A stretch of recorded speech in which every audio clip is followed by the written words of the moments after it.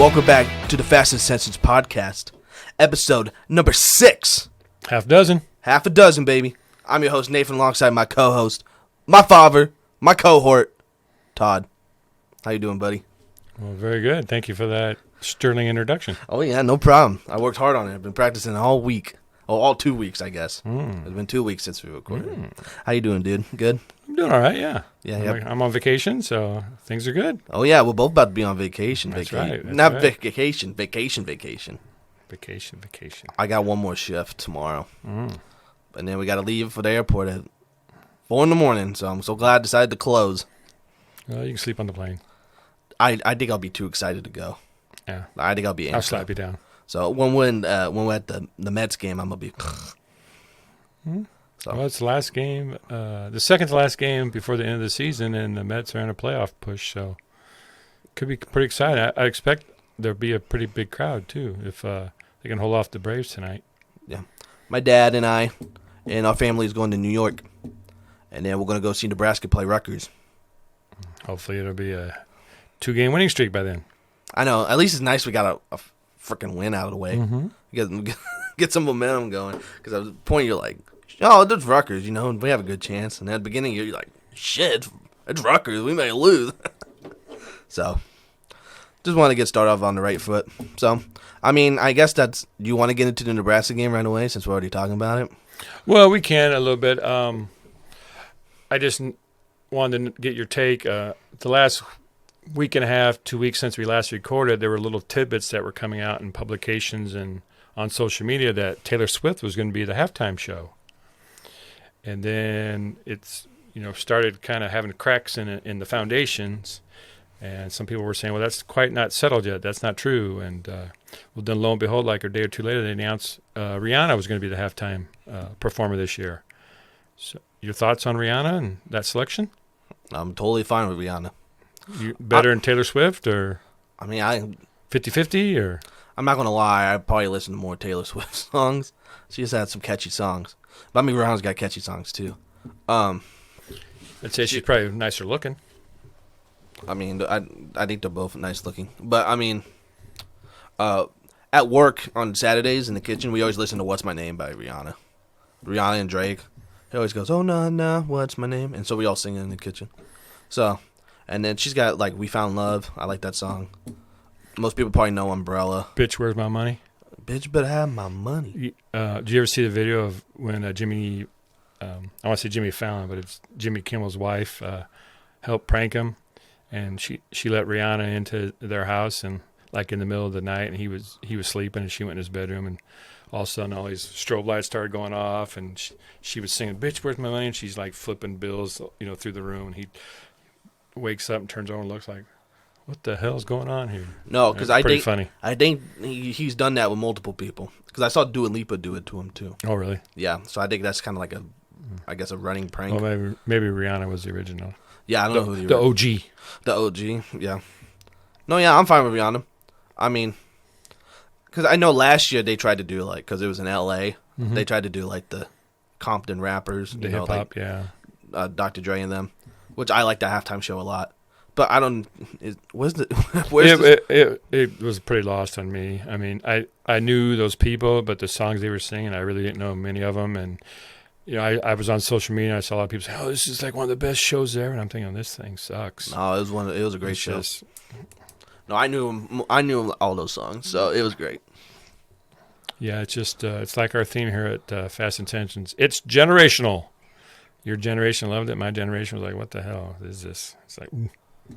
So, but I mean, it's hard if you don't know what people are singing, like at a big performance like that. You just have a hard time relating. I mean, if you're like at a small venue and you go to see the show and you don't know some of the songs, it's a different vibe. But on a national stage, you want the performer at the halftime show, whatever they're singing, you want to know what they're singing. Now, welcome everybody to the Wild Wild West, a state that's untouchable like Elliot Ness. The track hit your eardrum like a slug to your chest. See, I could have been down with Dr. Dre. And then 50 Cent showed up, and then they did the thing where he was like hanging down from the ceiling, like in the music video. See, like that's like stuff I would understand. That's cool, but like obviously you probably didn't understand that. Well, we could probably stop the podcast because everybody who was listening probably turned it off now after you sang. So I didn't sing. I rapped. Wow. I spit hot bars. Yeah. No, yeah. You were I like sizzling. that. I mean, I don't really watch. Like The Weeknd, I like The Weeknd. I knew his songs. Oh, I love The Weeknd. After working all week. Shut up. No, I like The Weeknd show. But I know a lot of people complain when he was in like that room with all those masked people and like the camera was going crazy. Because I saw a couple just beat reporters from random sports that are like older and like, oh my god, my head hurts. Please get us out of this room. And I said, you're just old and you can't get it. So, I mean, do you have like a halftime show that stood out to you?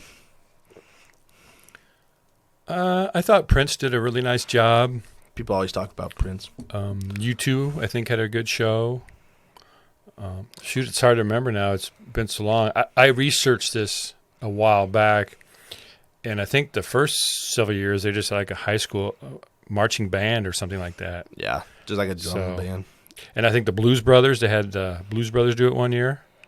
Not the John Belushi Blues Brothers, but I think the John Goodman version, the 2.0 after. The Blues Brothers 2000? Yeah. Or is that 3000? Yeah, I think they did it one year. And who else has done it? I'm trying to think right now. I'm just recently? drawing blanks. Or Yeah, I'm drawing blanks. Coldplay did it. Maroon 5. Sorry. Maroon Yeah. 5 did it. Maroon 5 was pretty good. Katy Perry did it because that's the shark thing. Remember the left shark? Oh, yeah.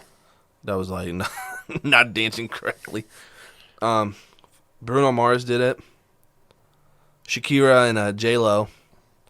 Which, I mean, no offense, but I don't really listen to Shakira or J-Lo a whole lot, so I wasn't like... Hips don't lie. That's like the only song I knew. Yeah. See, the photo... He looked up list of halftime shows, and the photo of that shark popped up right away. Baby shark, do-do-do-do. Not that shark. Oh, sorry. Mama shark, do-do-do-do-do. You got a list? I'm looking. You No, can keep talking. Michael while I'm Jackson looking. did it, right? Ella Fitzgerald 1 year with Carol Channing. Yeah. Old names for some of you don't know. We'll get to the more recent ones. 1 year they had the Texas Longhorn Band. Yeah, the old ones I looked up to a bunch of. Yeah. Oh, Black Eyed Peas did it 1 year Yeah. when they were still a thing. I had a feeling they did. Yeah. Was it a good night? Well, wasn't bad. Did you fill up your cup? Did you fill up your cup? Yeah. Mazel tov. Mazel tov. Yeah, these are New Kids on the Block, Gloria Stefan, Miami Sound Machine, if you know them. Clint Black with Tanya Tucker. It was more of a country theme that 1 year. Diana Ross. There's the Blues Brothers with ZZ Top and James Brown. That's a combo. Yeah, Boys to Men, with Smokey Robinson, The Temptations, Queen Latifah. That should be a decent show. So that's about what I can find right now. I don't want to take up too much of our time with that. But yeah, Rihanna's pretty popular. She's a nice looking lady, so I think she'll have a pretty good draw. And if she chooses, what's the word I want? I don't want to say co-singers, but fellow performers, because they always have the main attraction to have people sing with them. If she picks some good people to sing with her, then I think it'll be a good show. You know a lot of Rihanna songs? I don't. So you still going to enjoy it then? Yeah. Just because she's good looking? Well, yeah, but I mean, honestly, some of the music, if it's got a good beat, and I know we just talked about the words earlier, but if something's got a good beat or melody, if I don't know the words, I still kind of move to it, so. Well, I think it's harder to move to like a live performance too. Well, yeah, because the recording's like perfected over, they do it over and over until they get what they want. Well, live performances, you got to do it. What you get. I know. Because don't throw a fit. I always hate it when I listen to an album that got like a live version. I'm like, I don't want this stupid live version with people screaming. Yeah. So, okay. Shout out Rihanna. We found love in a hopeless place. We did. That's a good Rihanna reference. I assumed it was. Okay, so I guess we'll get into Nebraska because we already kind of mentioned it. Finally, after 9 tries, got a win over an FBS team. Yeah, it's first one since Northwestern last year. And we sure got another one over Northwestern this year. Well, at least they didn't get their butts kicked this weekend. We were talking about Northwestern keeps losing to crappy teams. At least they only lost by 10 to Penn State. Yeah, they played well. All the Big Ten games were pretty decent. I mean, Ohio State, Rutgers, no, but everything else was pretty good. I mean, even Georgia got taken to the wire, at Columbia with the Missouri Tigers. So, yes, that's true. We'll we're watching football today at the bar. They kept showing college football highlights, so I saw those highlights at least like 6 times today. But did you watch the game at all? I got to see the second half. We had to work late because we didn't have enough people show up, so we had to do a 12-hour day. Well, I didn't get to see most of it because I was at work. Do you have initial thoughts you want to share? Well, they came out house of fire, 3 plays in the end zone, 7-0. So that was a great start. I mean, you couldn't ask for anything better because Indiana, Nebraska won the toss, deferred. Indiana came out 3 and out. Black shirts. Like I said, they got the ball back, scored in 3 plays. So you thought, okay, here we go. Then it was kind of like a little bit of stalemate here and there. And then Casey Thompson and Coach Joseph had an issue, so they decided to pull him for a series to let him just kind of sit and think about what was going on. So they put Chuba in and gets sacked, fumbles into the end zone, and Indiana jumps on it 7-7. Yeah, I saw that. So I'm like, oh, my gosh, jeez. Yeah, I saw Whipple yelling at him over there on the sideline. Yeah. Because didn't he take a sack or something? Yeah, they rushed him, so he moved backwards and he moved into the end zone. So if he would have, kind of finagled his way through or tried to go forward, at least, he had been sacked, but he went and gave up a safety or what resulted in a touchdown. So. Ooh, speaking of that, I got to add that to my Nuggets list later. Sorry, I don't want to jump ahead. Okay. Talking about safety, but. Yeah. But then they kind of found themselves. They got up. They were up 21-7. Trey Palmer was the star of the show yesterday, along with Grant. I think Trey had like 7 or 8 catches for like 160-some yards and a touchdown. But that one was like 73 yards. Yeah, big bomb. They needed that one. But I actually think Nebraska got a break because they let Indiana come back right before half, score and tie the game. And normally that's where the Huskers would have kind of, started gripping and maybe would have fell apart. But I think the break came in where it was halftime. So they didn't have to keep staying out there and, trying to deal with it on the field. They were able to go into the locker room, get with the coaches, regroup, kind of come out renewed, take a catch their breath and get back out there and kind of start all over. And since they got the opening kickoff too, so they didn't have to worry about Indiana getting the ball and trying to drive back down there on them. So I think that was a lucky break, whereas halftime came when it did. Like I said, it let them catch their breath and kind of took them out. If it would have happened, at the end of the third quarter, who knows what the fourth quarter would have brought. Because, Indiana was missing their top 2 receivers, and people were talking about that. But Nebraska was and we talked about this a little bit last pod, and we hoped that maybe there would be some, player changes. Maybe guys that hadn't had a chance to see the field would get a chance to see the field, and we saw that. And these guys played well, but they were new. They were new starters, hadn't started before. So to me, that was a wash, between our new guys and them, having played new receivers, so. Yeah, that's what happens when you don't have the coaching ties, recruitment-wise and stuff like that. No, and then I guess I got to watch part of the game because I got to clean the dining room at work. So nice. I had the TVs on still. Probably volunteer for that. No, we have to assign it. Oh. Because employees were complaining that we'd send the same people out too many times, and it wasn't fair. So we just do that in fairness now. Makes sense. But no, because that was a Reimer that had that like fumble pick that like kind of stripped out. Yeah, he covered the guy, and I think he kind of knocked the ball. I'm trying to remember specifically. I think he kind of knocked the ball loose, and the guy fell on his back, and the ball was kind of flailing around a little bit, for lack of a better term. And they just grabbed it. And since it hadn't touched the ground, he just grabbed it away from the guy, and It could have been a recovered fumble, but since it hadn't touched the ground, they called it an interception. No, yeah, because Nebraska tweeted, we don't know if it's a fumble and an interception, but we have the ball. Yeah. And then Thompson threw like a pick one play later. Yeah, he tried to he tried to get a big splash play after a turnover, which they always do, and he tried to get Trey Palmer on a corner pattern, and he threw it a little too far out in front of Palmer, and the defender jumped up, made a good play. I mean, Palmer did his best to try to, knock it away from him and get it. But, I mean, it was close. His knee barely touched down in bounds by a couple inches. It was just that close to being an incompletion. But, you took a shot play, and then what happened is Indiana took the ball over right down there, and Nebraska stuffed them, and they had to punt. And then the field position, game flipped. So, and then we were able to get a couple touchdowns and get up by, 2 scores on them.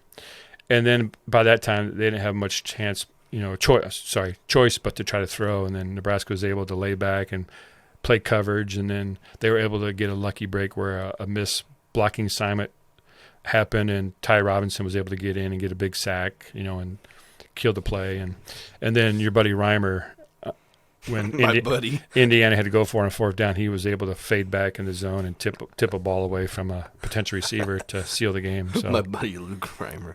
No, yeah, I didn't really get to see much of it, but yeah, I saw bits and pieces of that. But yeah, it was exciting. Trev was on the sideline. Trev Alberts, athletic director, was high-fiving the guys and fist bumping them, and then he was in the locker room. And did you see the video of the locker room where he was telling the guys he was proud of them, and then he awarded the game ball to Mickey. Mm-hmm. First, coaching victory. And first ever coaching victory for a minority coach at Nebraska. Head coach, yeah. Head coach, I'm sorry, yes. No, yeah, it's just cool to see all the players support him. Because, you kind of worry about that, because, recruitments and then, people pulling out, transferring and stuff when, coaches give fired. But to see the team still kind of rally around Mickey Joseph, because he's bringing, a different attitude and change to it, I think it's just good to see, especially for a guy that, a former player. And plus Nebraska, it's just good to see them do something. Well, it's it wasn't perfect. There were still mistakes. They made errors. A ton of penalties. They had 13 penalties for 130-some yards, and some were questionable. And then Corcoran getting thrown out of the game for 2 personal foul, penalties in a row, which was stupid. I don't know what he was thinking, but it was a win. It was a win. Previously, they might have folded and, got down on themselves, and the momentum might have just crushed them. But, like I said, halftime came. They made adjustments. They shut Indiana down the whole second half. I think I saw somewhere the Big Ten guys said Indiana only had 5 yards of offense in the fourth quarter. So, and, Mickey followed through what he was going to say. He slowed the offense down a little bit, not a lot, but a little bit to let the defense rest. He went through and he studied the players and, made changes on the depth chart. If there's somebody he thought should play, he put him in there and gave him a chance. They simplified the defense. Bill Bush did a good job calling plays, I think. But when you simplify the defense, you guys can go out there and just play instinctively. Mm-hmm. They were doing too much thinking and trying to get play calls right, make sure they're in the right coverages. And Mickey kind of even alluded to it when he talked a day or two later after he fired Chinander about they call him Chins, that's his nickname, but he said with Chins would try to match up too precisely to what the offense was doing. He tried to hone in too specifically on things, and he says the guys just weren't able to just play. They were out there thinking, and they were trying to get their calls right, and then the team was snapping the ball while they were trying to still get to where they wanted to be and get their calls right. So when you're out there and you can just play football. I mean, that's what Levante David. I mean, we're going back a ways, but Levante David was there, and he was like a horrible practice player because he wouldn't follow the schemes and the plans, but he would just show up. He'd flash because he'd make all the plays, and basically they decided just to turn him loose and let him go. And he turned into an all Big 12 performer, and he's still in the pros today. So Super Bowl champ. Yeah, I mean. The perfect football player shows up every day, he goes hard at practice, he's a leader, he goes hard at all the games. But sometimes you just have guys that are just gamers. I mean, I'm not a college athlete, but, I played way better in games than I did at practice because I was motivated. I was seeing a different face across from me. There was something to play for. So, some guys are just gamers, and, yeah, you want to see them come, 100% all the time, but some guys just aren't built that way. Yeah, last thought on that, too, on my part. I know a lot of the big discussion about Frost firing, too, is that, the bonus about firing too early. But I think it kind of worked out well. They fired Frost. You play a tough game at Oklahoma, even though they just got their butts kicked, Oklahoma's been struggling since that game. Yeah, but, I mean, you go out there, Mickey Joseph kind of see what he wants. He gets the bye week, gets the chance to study, make those changes, and then we kind of get to see it here. So, I mean, this is, like we said, this is Joseph's audition. And then to see Trev Alberts go in there and then give him the game ball. It just made me happy as a fan, just to see something good. And well, it was just a sigh of relief. You could, yeah. After the game, you had something to kind of celebrate. I mean, Indiana's not the top of the Big Ten. I mean, they're down there with Nebraska, basically. I mean, they're struggling this year too. But it's a Power 5 team and it's a win. I mean, when you go back and look, there's a W on the schedule, and that's what you want. You want to put W's on the schedule. And Bo Pelini, even though I don't like him, he had a saying and said it's not it's about points. It's it's not how it looks or how it goes. It's about points, and putting the W's on the board. And that's what Nebraska did this weekend. Tied for first in the Big Ten West. Yeah, and they play at Rutgers Friday night, and I believe after that they have a game with Purdue. Yes, and then they have another bye week. So, and to be honest with you, the Big Ten West, I'll just say the Big Ten period, except for Ohio State and Michigan. Nobody's looking too good. And we saw tonight Wisconsin let Paul Chryst go. And we can not Chryst go. That was kind of greasy. Chryst. Paul Chryst go, fired. So we can talk about that a little bit. But, yeah, it seemed like Nebraska and Trev have kind of set the bar for this year. Arizona State's fired their coach, and now Wisconsin's fired their coach, and then Colorado's fired their coach. And Colorado just was dismal. They've 0-5, no offense, can't stop anybody. Since Mel Tucker left a couple years ago, that program's just fallen apart. And it'll take somebody special. I mean, they have the area, the talent, to do it. I mean, Bill McCartney did it back in the day, and Rick Neuheisel was a pretty successful coach there. So they have the base there. So you just got to find the right guy sometimes. And then other note, shout out Kansas. 5-0. Yeah. And now they're going to get game day in Lawrence for the first time ever. Yeah, it's exciting. They won the baseball game, extra inning baseball game against Iowa State. Yeah, they're 19th in the AP poll this week. Yeah, good. He's doing good things down there. Oh, yeah. So just a shout out to them. It's funny whenever these teams play each other, I wonder myself, is this like a coach elimination game? Like when Baylor, which coach gets eliminated Baylor this week? and Iowa State played last week, and then Kansas and Iowa State played this week. But now, since Chryst is out, the early rumors have some of the same guys in consideration for that job as they do the Nebraska job. So Campbell and Jim Leonard was named the interim head coach there, the defensive coordinator, and he'd been rumored to be a candidate at Nebraska. Even though I think that was he was one of the higher odds, of being one of those people. But still. I could see Nebraska and Wisconsin pretty much looking at, a lot of the same pool of players, and their athletic director pretty much said the same thing, that Jim Leonard, if he does a good job, has a chance to keep the job. So it's funny. It's pretty much like Nebraska and Wisconsin are just kind of running neck and neck, in this race, and it's really a race that you don't want to win. No, yeah, the Big Ten West is just crap. Yeah, Iowa can't score. Yeah, the best team is probably Minnesota. Purdue in the Big Ten West. Yeah, but Minnesota's got their butts kicked by Purdue. But they did lose Ibrahim, their big, All-American running back, who's kind of the heart and soul of that team. So it depends on how bad his injury is, what happens there. No, yeah, the East is Michigan, Ohio State, Penn State, Maryland, with what's his brother's name? Tagliavoa. Yeah, but what's his first name? Is it Tualia or something? Yeah, I think it starts with a T. I don't want to say it wrong. It's like the Terminator sequel. He's T2. Talia. It's Taulia. And then his brother's Tua's actual name's 20 letters wrong. Yeah. I'm like, Tua's good enough for you. Yeah. Okay. And then do we say Paul Chryst getting fired? Very short leashed.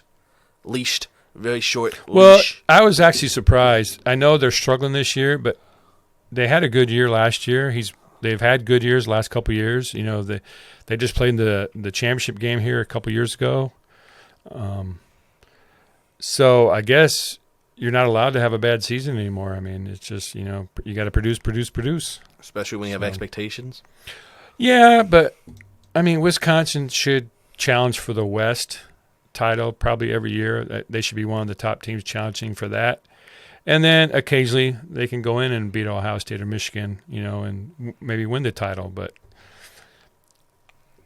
I was really surprised that Chryst got fired. But maybe there was some other circumstances underlying that we don't know about, I haven't heard about yet, because it's like when Frost got fired, then you started hearing all this stuff after the fact about things that were going on and things that are happening. And you have an example of that after Herm Edwards got fired at Arizona State. Oh, yeah. Those rumors that the coaches were leaking info to opposing teams so that they know their game plan so they can get them fired. Which is that's not confirmed, I don't believe, by anyone. Unconfirmed? Yeah. I know Bleacher Report shared something about a report of it, And I see a bunch of stuff on Reddit, but Reddit's not a source. But I don't know what those people were thinking, because if that comes out and turns out to be true, they're done. They're done. Nobody's going to hire them. Yeah. I mean, you're cutting off your own. What's that word? You're cutting off your own nose to spite your face, or something like that. That doesn't sound right, but I get what you're saying. But I mean, why would you do that? I mean, like I said, it's like the Brett Favre thing. You want to keep it secret, but if you're found out, I mean, you're pretty much done. I mean, nobody's going to hire you on. Yeah. Speaking of Brett Favre, too, they said he was taking donations from his charity as well and using it towards the. So that's a big debacle. And I'll actually touch on that later on a different subject. Okay. But anything else on college football? No, just a crazy weekend. I didn't get to see much of it as I like because I was working. I had a long day. I tried to follow some of the stuff on my phone, but I mean, you really can't unless you like watching it. But Paul Chryst got fired, but Illinois had a big win over them. Brett Bielema came back, to Madison and stomped his own old team, and he's kind of got something going there at Illinois. I mean, they don't have the best talent, but they're well coached and they've all bought in, and they got a pretty good offensive line, and they just come out and pound you into submission, and some teams just can't hold up to that. So I mean, he's got good things going there. And when he took the job, I remember him saying this, he hired all of his assistants were people he's never worked with before. He wanted to start off fresh. He didn't want to work with people he's worked with before. He wanted all new people, and it's taken him a couple of years, but things seem to be clicking up there in Champaign. So Champaign. We'll see, because Nebraska has yet to play them. So do we play them this year? Mm-hmm. Oh yeah, and then we have to play Michigan again. Yeah, and Wisconsin and Iowa. Yeah, and then we had Purdue and Rutgers, like we said. Yeah. So okay, what do you want to go to next? You want to do baseball? Whatever you got there, brother. All right, we'll go to baseball then. Regular season's almost done. Yeah, real close. So I figured we'd talk about our predictions from this year to start, and then we'll kind of do like a little preview on the teams going into the playoffs. Even though it's not all set in stone, because there's still like 3 games left. But, I mean, we're getting kind of to the point where you can guess what's going to happen. So we're going to go through predictions first, probably. Well, a couple of teams have clinched, so they're in. We don't know if they're going to be a wild card or win the division quite yet, but they can kind of figure out who's in and who's not right now. Currently, the Braves are leading the Mets 5-3 in the bottom of the 7th, and I believe if the Braves win tonight, they will clinch the division. Yeah, I believe their magic number is 1, and the Mets is 3. So, and I think it says that. The Braves have won the first 2 games of this series, and they beat Scherzer and DeGrom, who are the Mets' 2 big studs. So, yeah, that's not really good news for them. Yes, and then the Cardinals clinched their division, and then the Dodgers obviously clinched their division with 110 wins, and then the Padres just got in as the second wild card, and then it's going to be down to the Phillies and the Brewers. But the Phillies' magic number's at 1 because they're 2 games above the Brewers now. Because the Brewers lost to the Marlins like twice.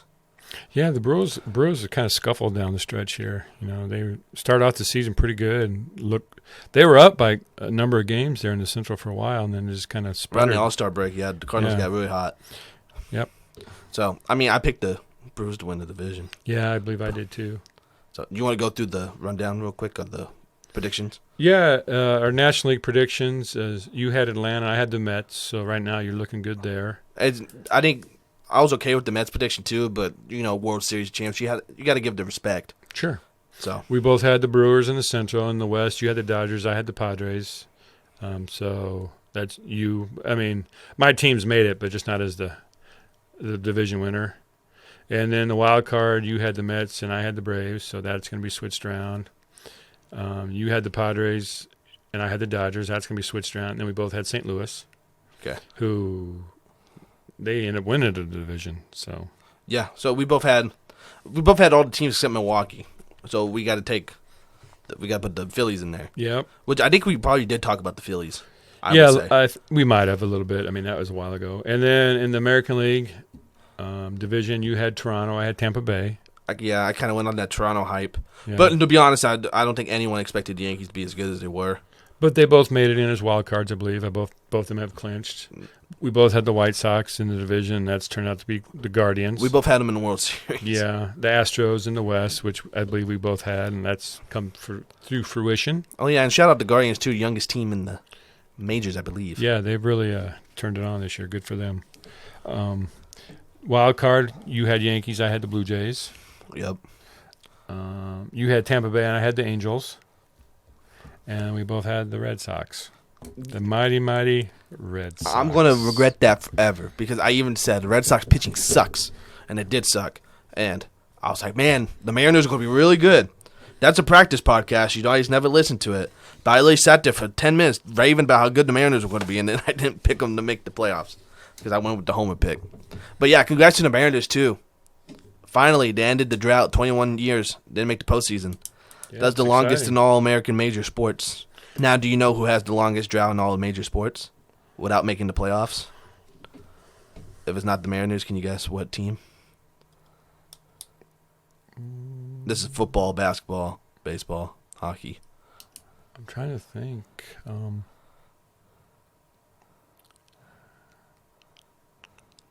I don't know. Nothing's You'll be coming to me. royally upset when you figure out who it is. That's your hint. The Royals were in Dribble the it- playoffs dribble it up. 7 years ago. Dribble it up and down in your mind. The Kings? Sacramento Kings? There you go. Hey, that was a good hint, weren't they? Yes. Yeah. They used to be Kansas City Kings. They used to be Kansas City Omaha Omaha Kings. Kings. Yes. Yeah. Played at the Civic Arena. Yeah, somewhere on a cover of Sports Illustrated, there is a picture of Nate Tiny Archibald in a Kings jersey, and it's from down below, and he's going up for a layup, and it's in the Civic Center, Civic Auditorium, and you can tell by the ceiling in there and the lights. See, that's cool. Yeah. And then, of course, I wasn't alive for that. Neither was I. See, if I was, yeah, that's true. But yeah, if the Omaha Kings was still a thing, I'd be a Kings fan. Oh my god. Well, I used to go to they had like a little semi-pro team, the Racers here, and ESPN's own Tim Legler played for the Racers at one point. Tim Lakeland played. And that was a fun brand of basketball. It was up and down the floor. They played at the old Exorbitant Coliseum. Yeah, see, So- I never did see that. It was Yeah. it was the racetrack when I was Yep. alive. Yep. Okay. So I mean, do you want to go through? Cool. So the Phillies haven't clinched, but do imagine they're probably going to get in. Well, we can wait till our next pod because maybe the wild card they'll be sorted through and it'll just be actually the actual playoffs once the wild card's through. So Well, I think the playoffs started.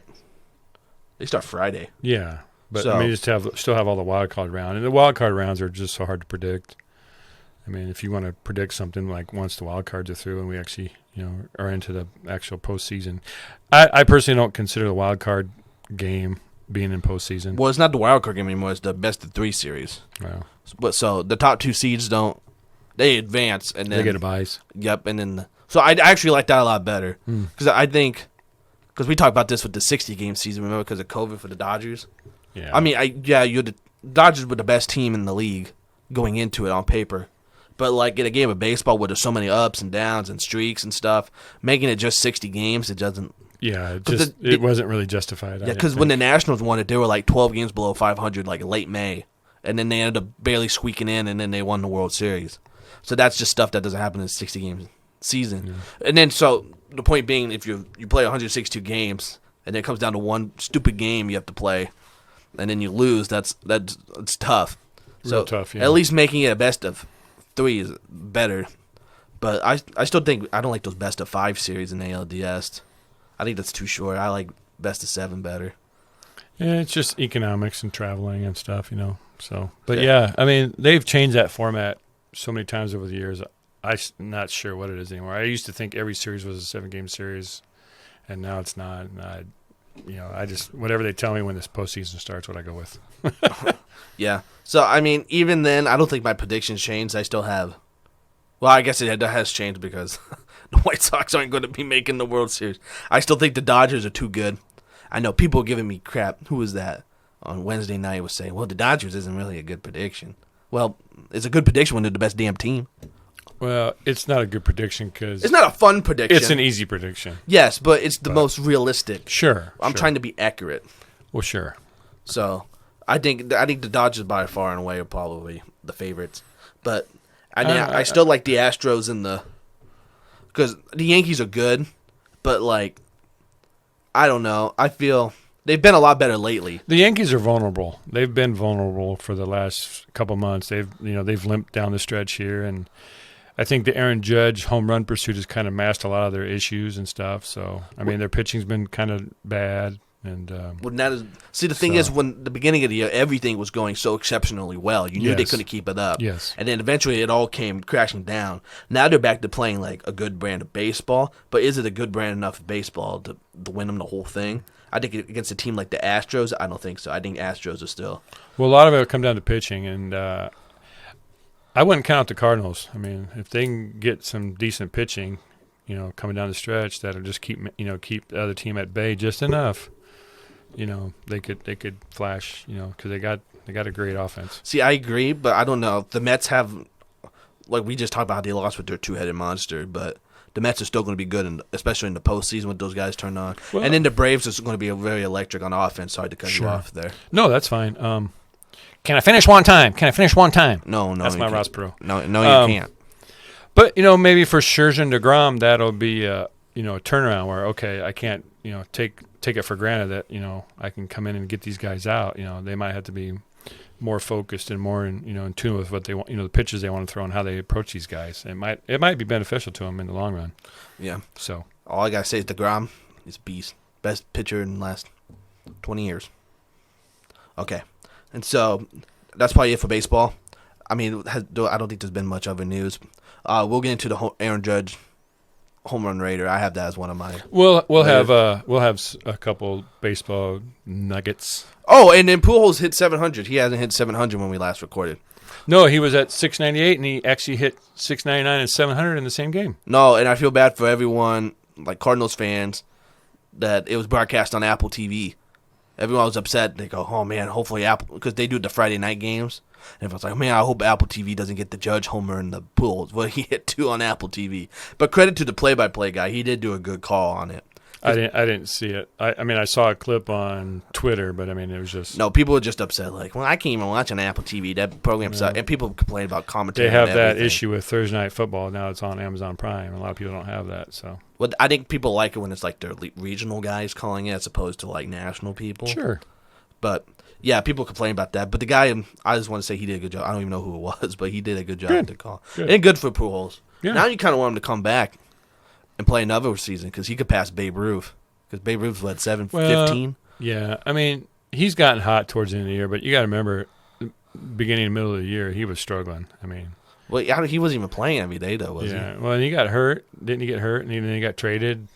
That wasn't this year. That was last year. But the Dodgers, he got cut. Oh, he got cut, yeah. And then the Cardinals signed him because he wanted to do one. Because I think he said last year was his last year, I believe. And then he did one more go with the Cardinals. And then his just mad, like, in June, we were like, there's no way he's going to get there. And then he just went on this little magical run. And then he had 2 more. He had one today in the final regular season home game against the. Well, that's nice for those fans, that maybe bought the tickets hoping to see 700, but they got a little bonus prize. 702 he hit. And then he hit 701 at Big Mac Land. Yeah. You see the little sign that says Big Mac Land. It's like the 3rd tier in Busch Stadium. Mm-hmm. Okay. So, before we get to NFL, I got some NBA news to share.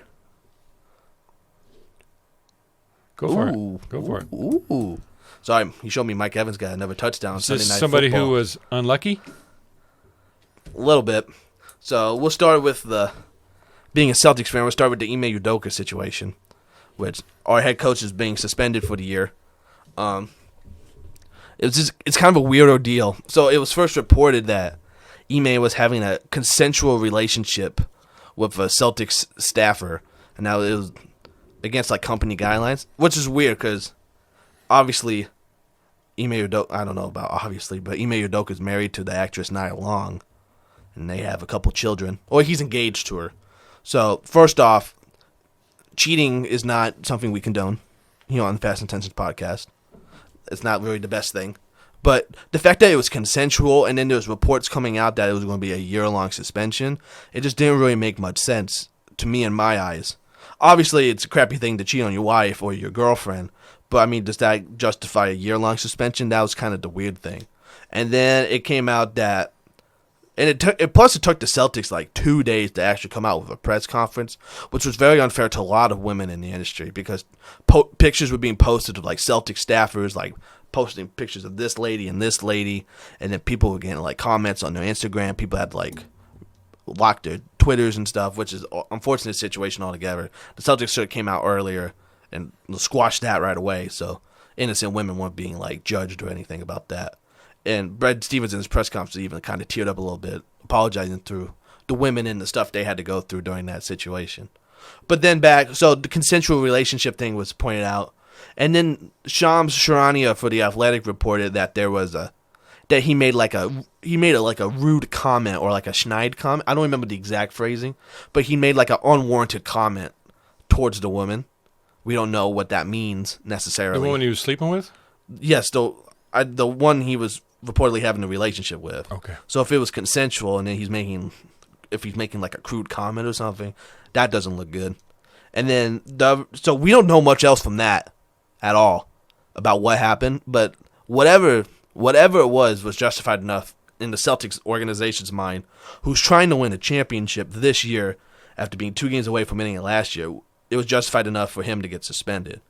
And apparently they only suspended him for the year, and his status to continue to be the coach past that is still up in the air. Because Matt Barnes, he's a former NBA player, analyst on ESPN, he came out in defense of Udoka saying that it was a wild take to suspend him for a whole year, like it was unjustified. But then he later said that he got a call from a reporter or an insider who knows insider information that's still not leaked, and he said he apologized and jumped the gun. And if that stuff ever gets leaked, Ime Udoka may never have a job coaching again. So that's not a good sign altogether, especially. Well, I think what they did is they suspended him based on the evidence they had, but I'm guessing they'll continue to this. This case will continue to evolve, and they'll continue to keep looking into it. And then if they find more serious charges, then I'm sure he'll be let go. Well, the Celtics did hire an investigation firm, and they had a month-long, because they knew about this in July, they said, and they had a month-long investigation, and this is what they're kind of determined based off of that. So there's stuff out there that we don't know about. So we can't really say much of anything, which is kind of the weird part about this. It's a story, but it's not a story because we don't know crap. Well, he has his right to due process, and if it goes to court or whatever, he gets his day in court, and then the law says you're innocent until proven guilty. So yeah, so that was a big situation, but I think the main part was the fact that the women were being like pictures of people's faces were being. I'm not going to say their names, obviously, for their respect, but people that may not have had nothing to do with the situation, their faces were being posted, and they were getting judged one way or another without knowing the facts. Like stupid troll Twitter accounts, stuff like that. So that's very unfortunate, and that's kind of just a big damper on a good offseason for the Celtics with Malcolm Brogdon coming, and then they lost Gallinari for the year with the ACL. Signed Blake Griffin? Yeah, they just signed Blake Griffin, which I mean Blake Griffin's cool, but he's not. He'll be a good role player off the bench. He's not Clippers Blake Griffin or even Pistons All-Star Blake Griffin. Well, he might not make the team, He'll make the team. Even then, he's just a veteran guy. Mm-hmm. Because Gallinari was the hope he would play some small ball 5, and then he's like a wing. But now Robert Williams is going to be, they said like 4 to 6 weeks. He's going to be out 8 to 12 weeks with a surgery. So they're going to need Blake Griffin to play for the small ball 5. Which I'd rather have him beside Carmelo Anthony because he's more that Gallinari type. But since Williams is going to be out, they needed someone. So who knows? Maybe they still sign Carmelo. That'd be nice. Yeah. But then Celtics did have their first preseason game, and they won by like 46 against the Hornets. It's preseason, so it doesn't matter. It's okay. It's exciting. But NBA, a lot more starters play. Oh, and Leandro Ball played for the Hornets too. They signed him to a preseason deal. He bricked like the threes he shot. He was probably nervous as hell. But hey, Ball brothers, they all may be in the league again. Great. Okay. And then the only other news I had in the NBA today, Tyler Hero signed a 4-year, $130 million extension. And so if you do the quick math, that's $32.5 million a year. Nice. For the reigning 6th man of the year. I'm holding on for a hero. Yep. So that's a good signing, I guess, for the Miami Heat. Again, because what the Miami Heat need is offense. It was Jimmy Butler in the playoffs, and when Tyler Hero was hurt, there was nobody else. Like Kyle Lowry stepped up a little bit in that like Game 6 against Boston in the Eastern Conference Finals. Bam Adebayo is a great defender, and but he needs to do more offensively. I think he needs to will himself to be more productive. Involved. Yes, because he has all the potential in the world to be a top 5 center in the league. And then they had like role players like Max Strus, who was nice, hit threes for him, but like other than that, he wasn't doing much. So they need someone to score, which is what Tyler Hero will provide, averaging 20 off the bench. But they have a lot of money tied up on that team. They lost P.J. Tucker, which I mean it's P.J. Tucker, but they signed like Duncan Robinson, like a 4-year deal. He barely played. He only played because of the injuries. He's like a big 3-point shooter. And they have all this money tied up. They didn't do anything in the offseason to help fix that team. So that's going to be a big, I think, mess later on. They got all this money tied up, and they can't really make their roster better. Who'd they draft? Do you know who they picked up in the draft? Oh, God. That's not a good quiz question. Let me look it up real quick because I want to know. But, yeah, I can see them struggling to score baskets. Defensively, I think they'll still be very good. But well, defense never goes into slumps. I mean, they say a lot in football, but, I mean, defense is one thing you can control. Effort's one thing you can control, so. Oh, I should have known this. They got not Nikola Jokic, they got Nikola Jovic. Oh. Also from Serbia. So instead of a K, it's a V. Mm. So they got him. Number forward, I guess. But, yeah. So I can see the Heat kind of taking a drop off. But good for Tyler Hero getting his money. I don't think it's a max contract, which is what he wanted. But, I mean, I guess he gets to stay in an organization like the Heat where, I mean, they're competing every year. Well, he was on a heck of a run in the postseason here a couple years ago with the Heat when they were making their big run to the finals. In the bubble? Yeah. People say the bubble don't count, though. Yeah. Which I think is kind of dumb. Everyone was in the same situation. Don't be bursting my bubble. Don't be bursting your bubble. That's right. Okay. So that's all I had for NBA news. You got any NBA news? Yeah. No, I don't. Okay. NBA is more my thing, but we'll get it going. Yes. We'll make NBA predictions too. Oh, that'll be well. I'll do it. I can do a quick NBA rundown. Should I pick the Sacramento Kings to not win again? 8th seed. Okay, so now we'll go to the pros. Do you want to start off with Tua, or do you want to start off with my little game?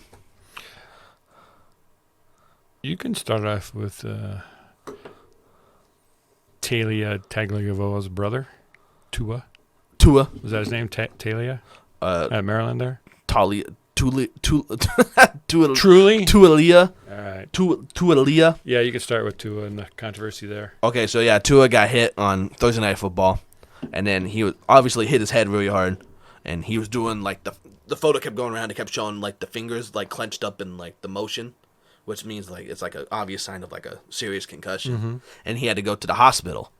And after having an episode the Sunday before, where he got knocked again, and then he got up and he kind of did like the stamper and fell over. Yeah. I remember Daniel Jones did that. Was that last year, a year ago? Remember he was like running off the sideline, like falling over, and so there was a big controversy as to should Tua have played, because that last week, who they played the last week? Was that against? Buffalo. That's against Buffalo that happened? Mm-hmm. Yeah, because he came back for the second half, right? Yeah. So that was a big... Because Miami came out and said it was a back injury. Sorry. As opposed to a head injury, yes. Yes. So then there was controversy there as to whether he should have played in the first place. I got an Uber Eats notification, even though I didn't order anything from Uber Eats, so I don't know why they're notifying me. So there's a big controversy as to whether he should have played this week or even come back into the game at all. Yes. And now coming in, hitting his head again, and then being rushed to the hospital, there was a lot of serious concern from... Like Russell Wilson tweeted, Patrick Mahomes tweeted, just players and fans in general, why they would even risk putting their franchise quarterback out there for, kind of a meaningless game at that point. So that created a whole buzz with the NBA Players Association. And NFL. The NFL. I said NBA, sorry. I'm still talking about Ime Udoka, my bad. But the Players Association. And so they actually fired the neurologist or whatever doctor that went through the concussion protocols with Tua for the Miami Dolphins. They said he didn't clear he didn't do everything correctly enough. It's odd because each NFL team should have an independent doctor of neurology with them who travels with them and goes with them to all the games. and he's independent or she's independent, so there's no conflict of interest with either team or the teams, and they're supposed to be, they're the ones helping making the decision and going through the protocol with the teams. So it said the unaffiliated neurotrauma consultant involved in clearing Miami Dolphins quarterback Tua Tagovailoa during last Sunday's game has been fired. Yes. Multiple sources said the firing came after it was found the consultant made several mistakes in his evaluation. So yeah, you don't want that. That is a big issue, especially nowadays when we talk about player safety, CTE, and stuff like that. Does it say what the mistakes were?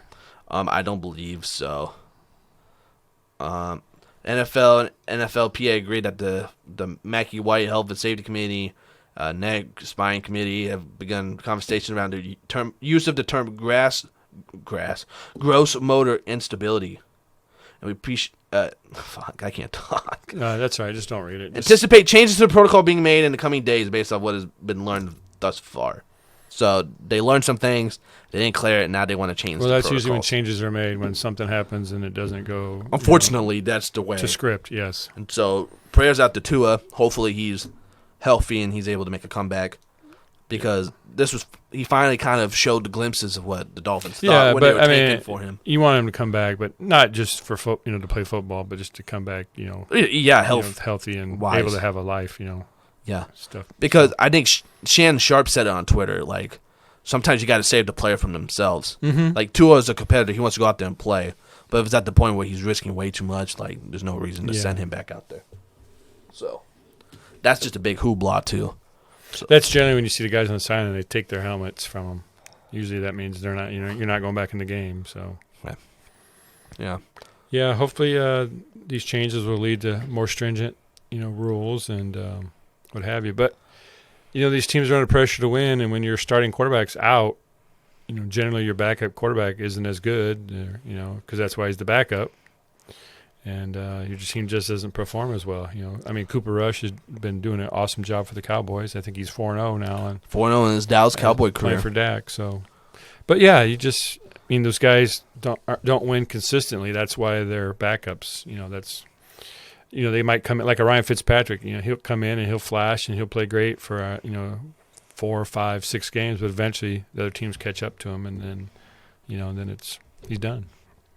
Yeah. So, and I'm not going to lie, I had no idea Teddy Bridgewater was their backup quarterback. Yeah, I thought he was still with the Broncos. No, yeah, shout out Teddy Bridgewater, though. Yeah, played well. Yeah, played well, and I think he's just – everyone seems to think he's a stand-up guy, so shout out to him. Yeah. Okay, so my little game I had, now that we're almost 4 weeks into the season, I wanted to name you some teams that either have a good record or a bad record. And I want you to tell me if we should be panicking about their record or if the teams that are doing better than maybe expected, if they're actual contenders, or are they just frauds? Okay. You get my gist? Well, that's interesting because I had a list of individual players that I was going to pretty much ask you the same thing about what your worry meter was with them. Like fantasy? But more. Well, can I finish one time? A little bit more regards to like their fantasy value as opposed to their actual game value. Okay, so well, that's good. You want to do it like I do one to you? No, you just go ahead and then we'll go back through. Okay, so first one I have is the Dolphins at 3-1. Okay, I think better than most people expected. But now that Tua's hurt, are they still going to be contending for the AFC East or playoff push? I still think Buffalo's the favorite.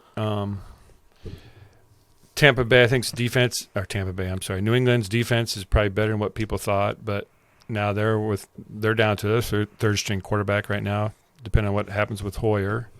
He went out today.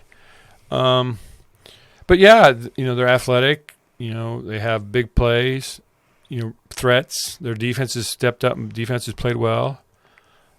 But in the NFL, the more you put tape out there, the more other teams can scheme for you and come up with plans to beat you.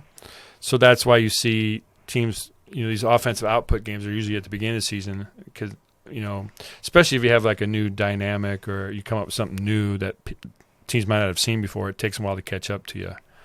But, yeah, I think I'm not worried about Miami. I think as long as Tua's, only out for a week or two, and nothing serious, they should be contending all the way to the end. But I think Buffalo's probably still the favorite to win that division as of now. Okay. And they had a big comeback against the Ravens today. Mm-hmm. Oh yeah, we'll talk about. I'll talk about that later too. I got a lot of things I want to talk about. Apparently. Okay, next on the list I have the Jacksonville Jaguars at 2-2. I wanted to say they were 3-1 because they had a good game. They had a close game against the Eagles today. But then they lost. They were down and they got like a late touchdown. But they were up 14-0 at one point. Yeah, but yeah, I think you can still be optimistic. You know, the new coach Doug Peterson has turned things around. They're heading in the right direction. They're playing well. They're playing smart. As we mentioned several times, they made a lot of big signings on offense and defense, and things seem to be coming together. And right now the Eagles are the last undefeated team in the NFL, and not only has Jalen Hurts and the offense have been playing well, which I totally whiffed on in my fantasy football predictions, but that was more of a feeling than just anything. But so far he's proven that he's improved over the offseason and playing well. But not only the offense is playing well in their dynamic, but the defense is playing well and shutting teams down. But like you said, they scored early. They were ahead for a while, and they didn't get blown off the field. I mean, once Philadelphia kind of got control of the game, they got out ahead like 29-14, and then I said Jacksonville got a late score. But yeah, I mean, a loss is a loss, but it just depends. It's not against the Commanders. The Eagles are more of a legit team than the Commanders are right now. So I don't. Yeah, you want to win, but I don't think shouldn't skew the optimism for the Jaguars going forward. Well, do you think they're actual contenders to be making the playoffs, or do you think they're more pretenders? Well, right now, because Colts are scuffling, they're having a hard time, and they got beat by Tennessee today. Yeah, that was one of my players I was going to ask you about is Jonathan Taylor. But yeah, so I mean, was there 17 games? If they can go 10-7, I think they'll probably be in the playoffs. Yeah. What about the Los Angeles Chargers? 2-2. They had that close loss to Kansas City. Then they got blown off the field by Jacksonville on a big surprise. And then they kind of let the Texans hang around today, and they almost kind of lost that control of that one a little bit. Well, Herbert got hurt, and so he was playing restricted. But he played today. You could tell he's still a little bit sore. But, they did enough to win, and sometimes that's a positive sign. Like you said, they could have maybe lost to the Texans, but they didn't. They did what they had to do and pulled out a victory. I'd be a little concerned. I picked them to win the division, but with Herbert being injured and them struggling a little bit on offense, and Kansas City's just firing on all cylinders right now, and they're cruising at halftime against the Bucs right now. So, yeah, I still think they're better than the Broncos and maybe even better than the Raiders. So I think those three teams will be battling for second place behind the Chiefs. But you get second place in the division, you're probably in the playoffs. So it just depends on Herbert and how if he can protect himself and not get injured anymore than he is. Yeah, Raiders finally got off the schneid. They won a game finally. Yeah. Oh, and I do want to actually shout out the Texans. They haven't won a game, but they've at least been competitive in every single game they play. Yeah. Against the Chargers, they tied with the Colts. They hung in with the Chargers. No, not the Chargers. Who they played the second week? I wanted to shout them out, and I wasn't prepared. They lost a close one to the Bears, the Broncos. But granted, the Broncos don't look good anyways. That was actually my next team, the Broncos. Should they be worried with how their offense is very much a little scuffled? bit, but they were more competitive today than they have been in most of their games. They, and the Raiders are a tough, division foe. Russell was running a little bit more, which I think adds a dimension to the team they haven't really had. Judy was back today. Caught a touchdown. Yeah, I only saw a little bit of the game. I didn't see Cortland Sutton out there, but he had a touchdown earlier. Okay. In the first quarter. So yeah, they were down, but they came back and they were within a couple points there last time I saw in the fourth quarter, and I guess they ended up losing. But yeah, I'd be worried about their record, but I think they're making adjustments on the fly. They got to quit playing 4 freaking tight ends every game because I have Albert O, and he got 0 today. But luckily I didn't start him. But, yeah, they need to figure out who their tight ends is going to be and kind of keep them in there instead of, like I said, they rotate through 4 of them. But, yeah, they've kind of made some adjustments on offense, and the defense is still letting them down a little bit. Surtain looks like a man. He'll be going forward. He looks like he's going to be really good. Who tweeted? Someone tweeted he's the best corner in the NFL on Twitter. Well, they've been matching him up against everybody. So, and he's held his own. So, yeah, just record-wise, I'd be concerned just because, like I said, how good the Chiefs are and the Chargers, and then you've lost to division foe today to the Raiders, so that actually puts you like 2 games back of them. So, okay, but they get chances to play these teams all still. So, okay, next one: contenders or pretenders? The New York Football Giants are 3-1 after beating the Bears 20-12 today. And what was a schneid of a game watching that? Are the Giants going to be contenders to potentially win the NFC East? Well, I think even though Saquon Barkley's probably the most dependable running back in the league right now, week in and week out, he's very consistent, and that offense runs through him with Daniel Jones being a little inconsistent. And then he got knocked out today, and they brought Tyrod Taylor in, and he got knocked out because he went slide. He went head first and got dinged. So they brought Danny Dimes back in, and they did enough to win against, no offense, Robert, but against a bad Bears team. But, they're doing enough to win. It'll be a big test across the pond next week when they play the Packers in London. I expect them to maybe play tough, but I assume the Packers will probably win that game. But, they haven't matched up against the Eagles yet, who are probably the best team in the league. So, but, hey, they're winning.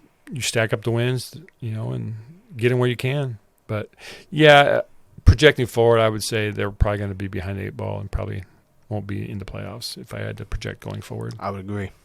All right, next one. We know the Eagles are 4-0 on the undefeated team. Are they the favorite out of the NFC to go to the Super Bowl? The whole NFC. Whole NFC. So including the Packers, the Bucks. Probably. I mean, right now they're probably playing the best of any NFC team out there. Said Hurts has really made improvements in the offseason. The running backs are playing better than we thought they were going to be. Miles Sanders has played well. He had a really big game today. And Kenneth Gainwell had a touchdown. I was just going to say Gainwell had a touchdown. Devonta Smith and A.J. Brown have been playing well. Goddard, defense has been playing tough. They haven't allowed a lot of points. Jalen Hurts has looked like a man. Yeah, I mean, if the other team can't score against you, I mean, it makes it a little bit easier to pile up victories. But yeah, I'd say right now they're probably the team to beat. A lot of people pick Tampa Bay going in, but they're really scuffling. Their offensive line can't protect Brady and block for the running game, which is very frustrating. And Minnesota's kind of struggled a little bit. I think the Packers are starting to get their footing, so I think they'll be a contender. And the Seahawks up and down, who knows what they have. And the Rams and Arizona both kind of struggled. And, San Francisco's kind of starting over because now they're, running their offense through Garoppolo. So, yeah, I do kind of want to shout out Geno Smith, though. He's played well, more than most people giving him shit for on Twitter. That was actually my next one. The 49ers, should they be worried now? Jimmy Garoppolo came in, helped them win when Trey Lance was out for the year, and then that was probably one of the worst Sunday Night Football games I've watched in a long time, the 49ers and the Broncos last week. Yeah, there have been a few stinkers this year. Fantasy in general has been a big stinker. I'm not saying I'm optimistic, but I'm not really worried with him yet. Like I said, Garoppolo just got in there, and they tailored the offense with Trey Lance behind the center, and now they got Jimmy, who plays a whole different style of offense.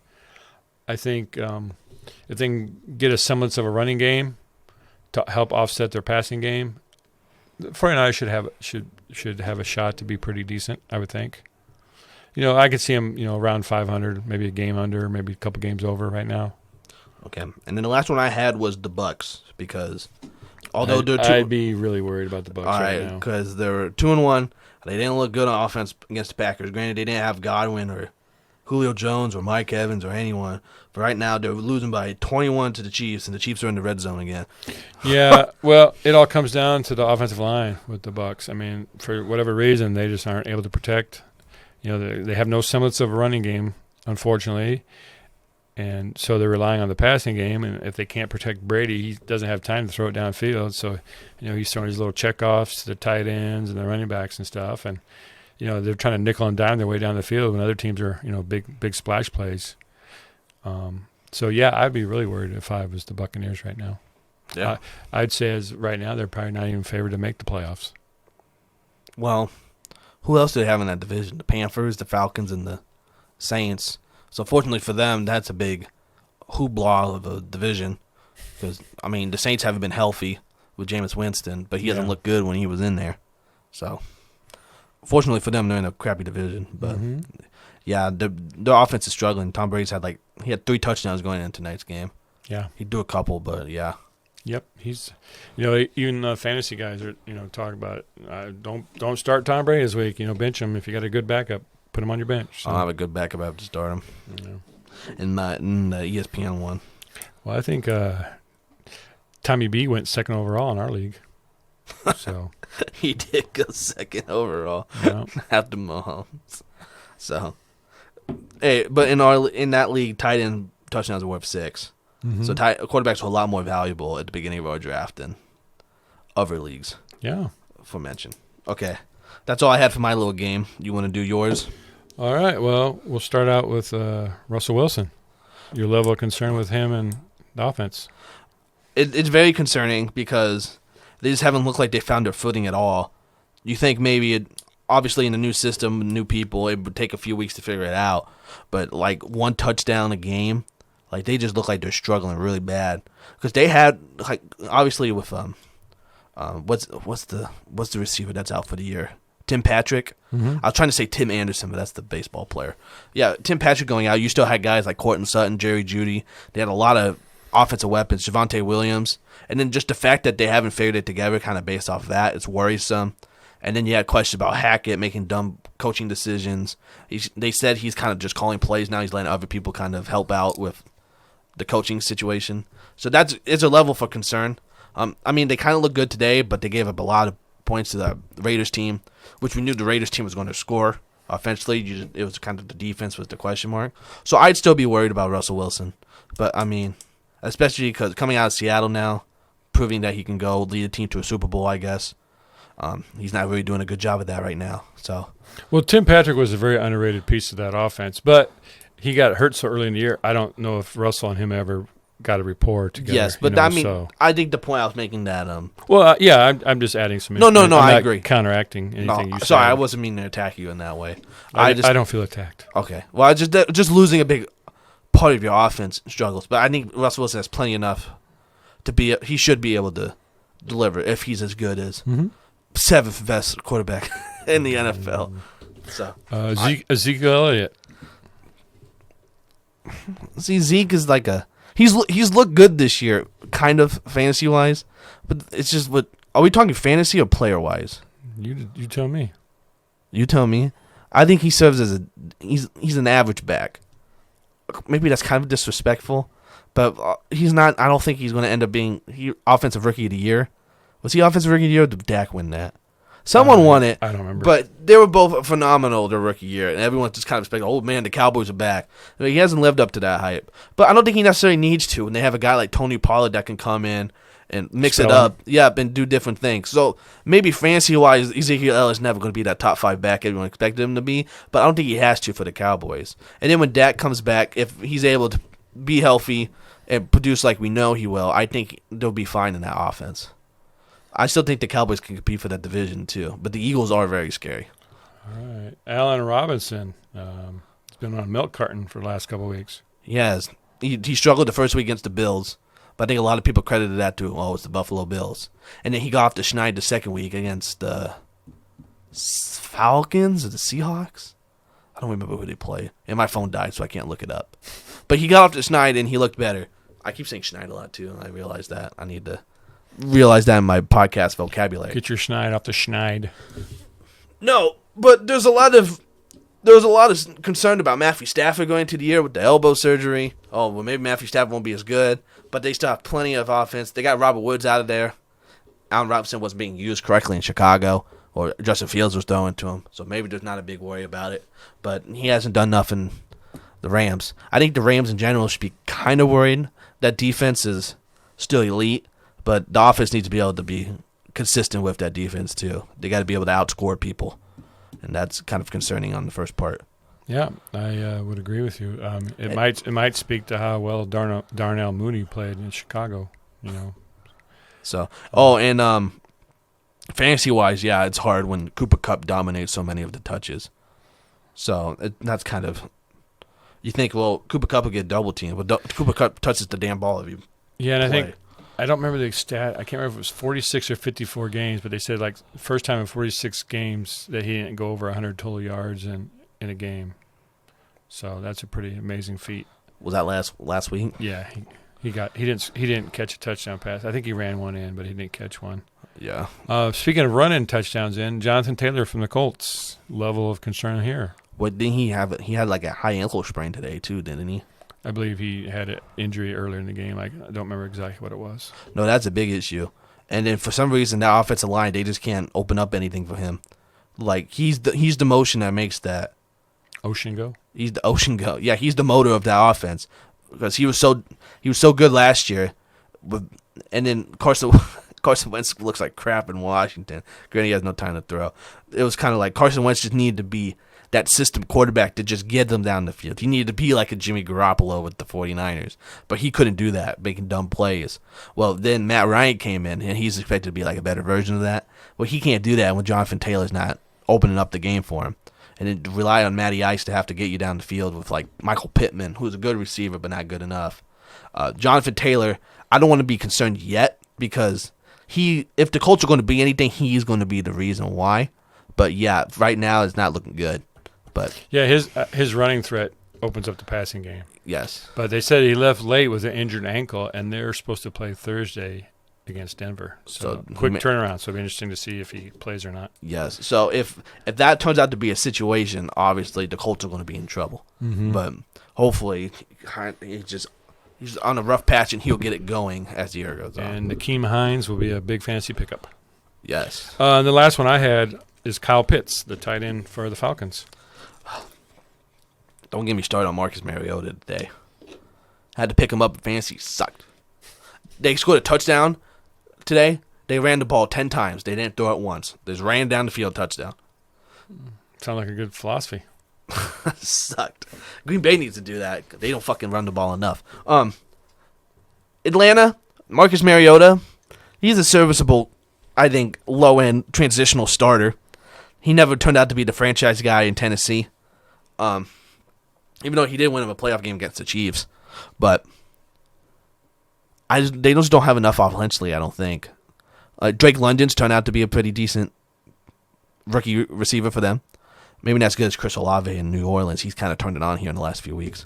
But they don't have anything that makes that offense go. They got Cordell Patterson. He's their big spark, being the running back. And their game's going to go through the ground. So if maybe that kind of opened up the passing game a little bit for Marcus Mariota to get it to, because Kyle Pitts is probably, I would say, his top option besides Drake London. He should be that number 2. But I just don't know if I trust Mariota enough, or even the running game and the Falcons enough to have him serve as a serviceable tight end. They picked him with a really high pick, and they just don't seem like they look his way that much. I mean, he's not getting a lot of opportunities, to even go after and get the ball. So, well, see, the thing is too, it depends on how we talk in fantasy, because tight ends, well, they serve a lot more than just like pass catchers. In fantasy, they do, but regular football. Today, he had one catch for 25 yards. He was targeted 4 times.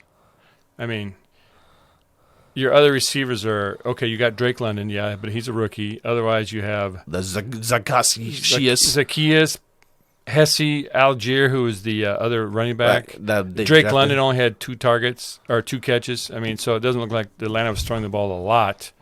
Mariota completed 7 passes in 19 attempts. So, yeah, pretty much what you were saying. They were just pretty much running the ball. Yeah, my dumbass picked up Mariota. Yeah, your dumbass did. That's all right. Because I was like, Geno Smith. And then Seattle scored 48 points, and then Falcons had one rushing stupid touchdown at the end. All right. We can move on. Did you see the Pro Bowl itself is going to be no more? Yes, I did see that. Thank God. Yeah. It's been so much of an exhibition the last few years. The guys just kind of play half-ass speed. Nobody really hits. Nobody really tackles. And I understand nobody wants to get hurt in an all-star game, but they turned the Pro Bowl into the Pro Bowl games.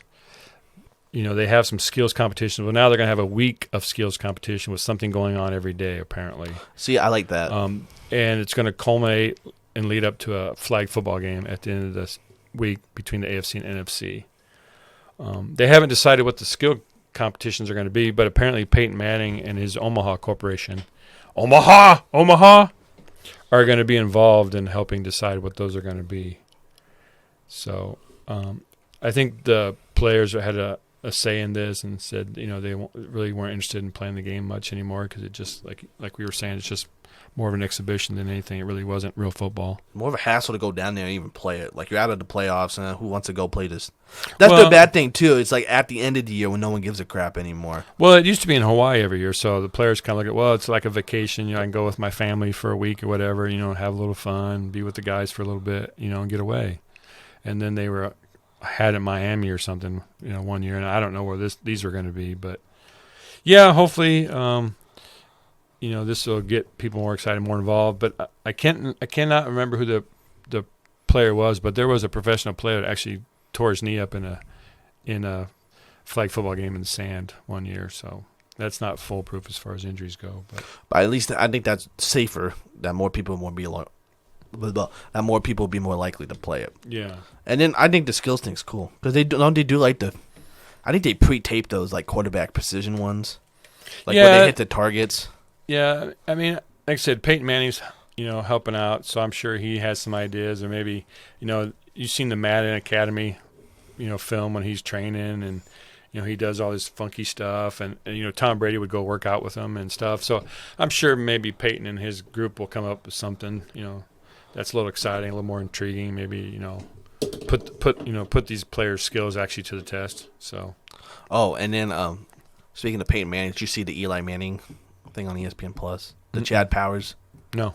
You didn't see that? Mm-mm. Well, he was at Penn State talking about the walk-on program, and so he disguised himself with makeup and stuff, and he pretended to be like a walk-on. He called himself Chad Powers, and he had this accent, and it was really funny. You should go watch it. It's on YouTube. And he talked about it a lot. So how's Eli involved in that? Eli's Places, the show, and I think he was just talking about walk-ons. Oh, as the subject, and so he was at Penn State doing it. So he's the one that dressed up? No, yeah, he dressed up as a makeup artist. Oh, okay. And so only the head coach of Penn State knew. So he signed up, did the thing, and all the coach was like, "Oh man, I want to side that Chad Powers guy." And he was like, "Yeah, Chad Powers. Yeah, go Chad." He talked really weird, and he said some funny stuff, and he was throwing stuff, and they're like, "Man, that Chad Powers is very good." But it was just a funny little video. It's 15 minutes. And so he messaged Peyton. He's like, "Hey, Peyton's Chad Powers."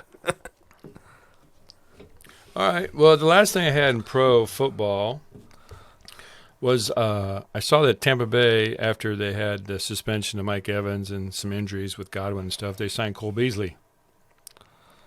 Yeah, Cole Beasley. And old Cole Beasley was an anti-vaxxer and very outspoken about it. Now, we try to stay away from political debates here, so this is more of a philosophical question to you.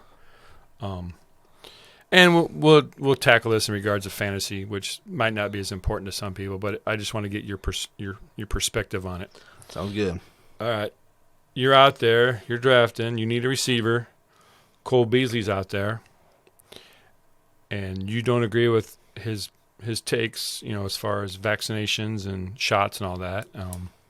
And that's whatever everybody's personal beliefs are their personal beliefs. But you specifically, we're talking about you. Would you draft Cole Beasley? And if not, is it because of his thoughts on, vaccinations and what have you? Okay. So this depends. All right. So we're saying in this hypothetical situation, I don't agree with his vaccine stances. Mm-hmm. Okay. Well, places like New York, where he was playing in Buffalo, they required people to be vaccinated to go to those games. Yeah, so he wasn't allowed to play. So he wasn't allowed to play in home games. So if I'm the Buffalo Bills, why would I draft Cole Beasley? Well, we're talking about you in fantasy. Oh, in fantasy? This is your personal thoughts, not a pro team. I thought this was a I didn't know. I thought you were talking about as far as fantasy goes. Well, I thought that meant fantasy football. Okay, I thought that meant make believe. No, we're talking about you specifically. Your thoughts. Well, the Cole Beasley now. Cole Beasley now is not really doing anything. He was just a filler for the Bucks. So no. Even if I don't agree with his vaccine policies. Well, then if he was Cole Beasley that he was several years ago, would the fact that he's a better quality player affect your decision, or would it be the same decision? If he was playing for the Cowboys back when he was on just the Cowboys. playing in general. It doesn't have to be anybody specific. I'm just talking a general. No, but I'm just saying, like, if he can't play because of the vaccine thing, I'm not going to pick him because that's like, why would I have? That's not what I'm asking you. Okay, well, if it has to do with the hypothetical about vaccines, the vaccine has to play a part of it. I'm asking you. He's on the whole other side of a philosophical debate to you in your head, what you feel, and he's come out rather strongly and outspoken against it. And I just want to know any situation how you feel about this player, and if his opinions are so far away from yours, would that affect your decision to draft him, even in something like fantasy football, which isn't really that relevant? Okay, so if I doesn't do anything with that, like missing games or something, I don't care. If it's if he's like a Democrat and I'm a Republican or something, I don't care if it's fantasy football. Like, that won't impact me.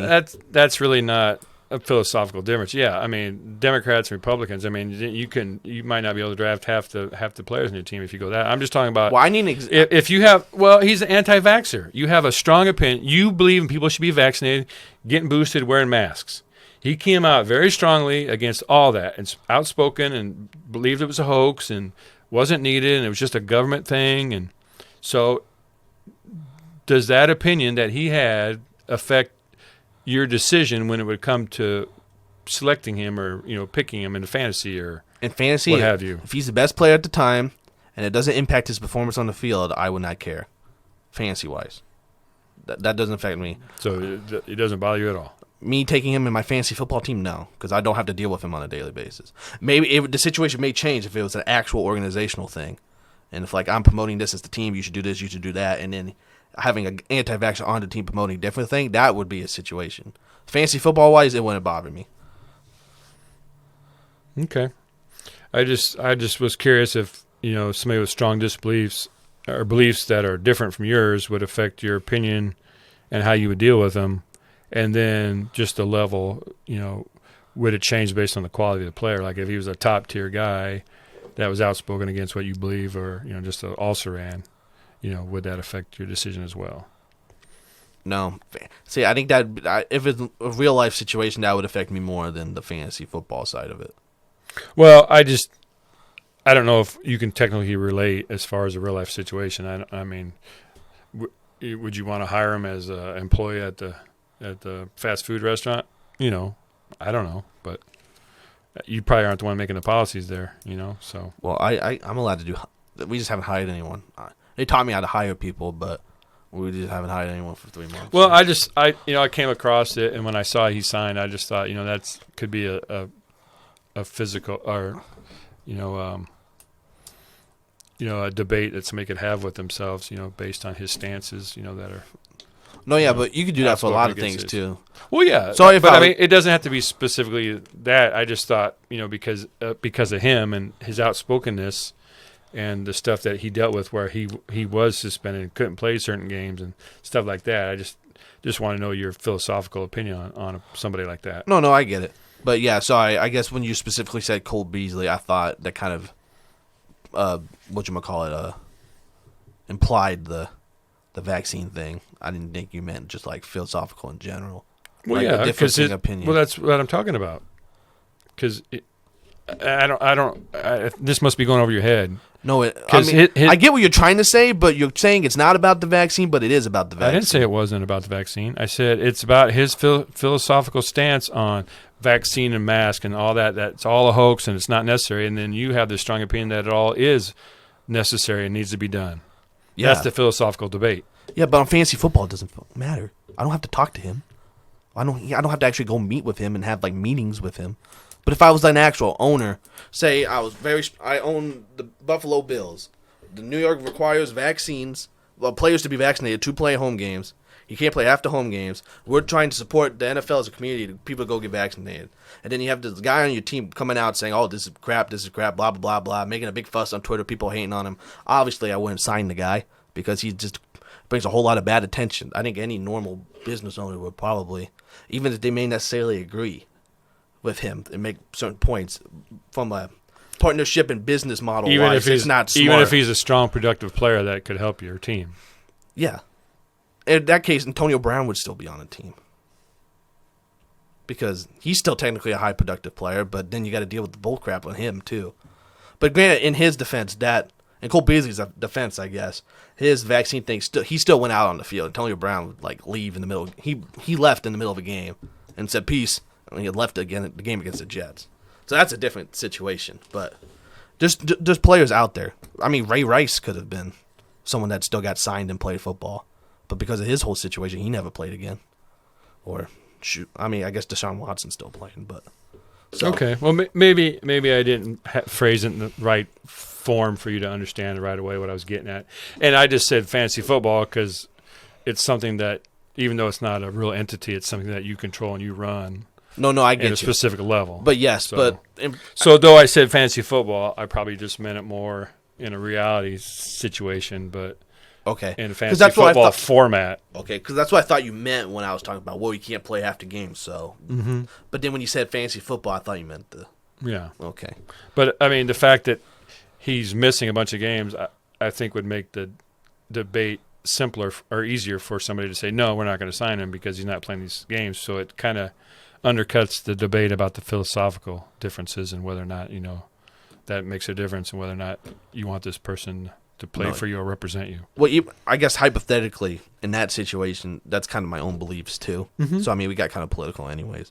Mm-hmm. But I wouldn't deal with it. Well, I don't think it's political per se. It's just Cole Beasley's not even productive enough. It's philosophical. I mean, it's just the situations were reversed and he believed in shots and masks and everything, and you didn't. I mean, it works either way. So we just went with the facts as they are. That's why. We just went with those parameters. Anything else football-wise? Or? No, I don't have anything else. Okay. That's all I had, except in my... We're good. Yeah, I know we kind of talked a little bit of baseball. I want to jump back a little bit because the Royals relieved Dayton Moore of his duties. And it's ironic because just a year ago, Royals owner John Sherman promoted Dayton to president of baseball operations. Dayton will left the job immediately, and J.J. Piccolo, not Piccolo, you can add a sound effect here if you want. I'll just leave that in there. Oh, okay. Takes over the team. And John Sherman said that the Royals need to be more data-driven in the decisions they make going forward. And what was talked about a little bit was Dayton was kind of an original as far as the idea of a power bullpen. Royals have had trouble getting starters and, maintaining starters and having good starters. And so the philosophy what Dayton came up with is if we can get guys that can go 5 innings, we get these live power arms that we can come out and pitch the 6th, 7th, 8th, and 9th and get us wins. And he was a trailblazer in that. Everybody does that now, but he was kind of the initial guy to do that. They came up a little short in 2014, but it came through in fruition in 2015. Yeah, the 3-headed monster. And Dayton had a bunch of guys up for free agency, the next year coming up after the World Series, Moose, Hosmer, Kane, to mention a few. But instead of turning those guys over for potential prospects, he decided to hold on to them and make another run. And what has come out, I guess, is that Dayton never really changed his philosophy since the 2015 season. It worked so well for him that he's kind of stayed with that strategy, even though things in baseball have kind of changed. Like you said, things are more data-driven. Like they're looking for the spin rate from pitchers, when they pitch and stuff like that. And the Royals are still looking for power arms, and they've had a lot of problems with developing pitchers. I mean, they've had a good crop of young hitters this year and come up, and they're doing well. But there have people calling for Cal Eldred to be fired, the Royals pitching coach, all year. He's still there. There's some calls for Mike Matheny to be fired.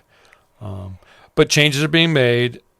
The gentleman, I can't remember his name, he's in charge of the baseball operations in the minor leagues for the Royals. He was relieved of his duty. So there's changes coming. John Sherman's an owner who lives in the area. The previous owner lived in Arkansas, only came up to, see the team play live a few times a year. John Sherman's right there in the backyard of the Royals. And he's made some changes. Now, the only trepidation is the fact that J.J. Picola was part of Dayton Moore's, entourage, and he came in when Dayton was hired. So will the philosophical, differences be there? Because, Dayton got fired because he was unwilling to change or, move guys. He tend to overvalue his own players. So when they tried to trade people, he would want more than what the other teams are willing to offer. Or one time he was asked in an interview about trades. He goes, well, nobody's calling. And the guy goes, well, the phone works both ways. So. But the Royals, in Dayton's tenure, he oversaw losing teams in all but 3 years.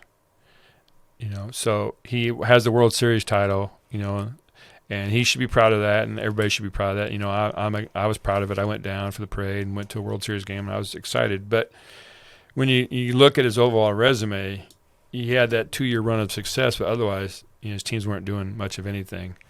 And as I mentioned, they're lagging player development. Their draft picks have never seemed to realize their potential, and they're languishing in the lower divisions, reluctant to make deals, overvalues his own players.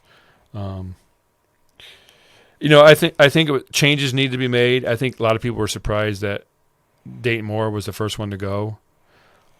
But I think in the offseason you'll see some more changes made in the organization, players as well as coaches, and some of the changes probably need to be made in the minor leagues.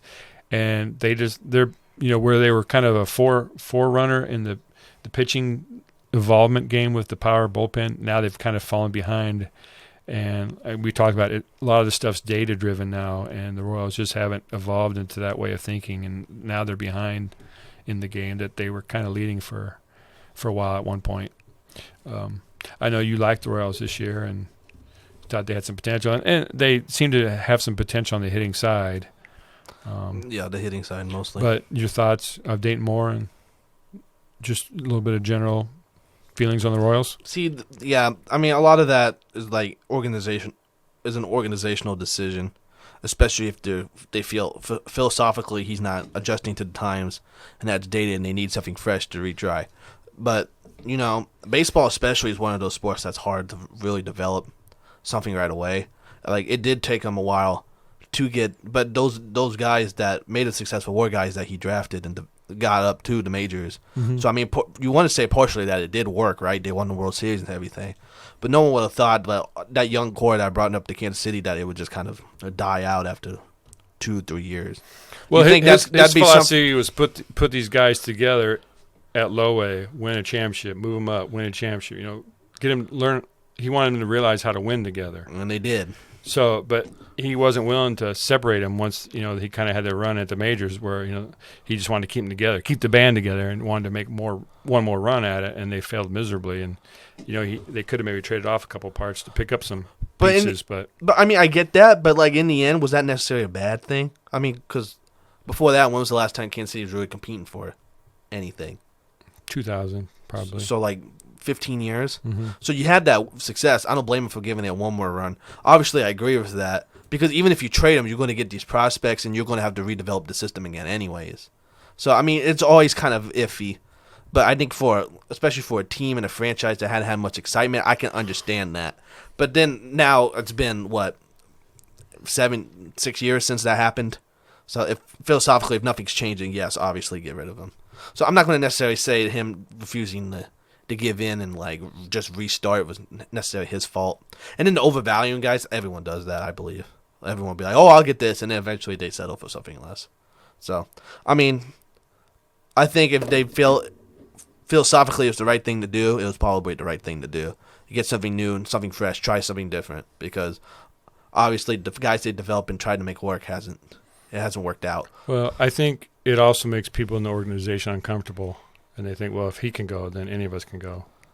But, Dayton was a religious guy, and to his, his props, he actually, stayed at, after the decision to let him go was made, and he actually stayed and gave a 5-10 minute, speech, and I was thankful and appreciative and, proud of the time and he had in Kansas City and didn't seem to show any animosity. And, Dayton's got a good resume. He'll find a job again somewhere in baseball if he wants it. So Exactly.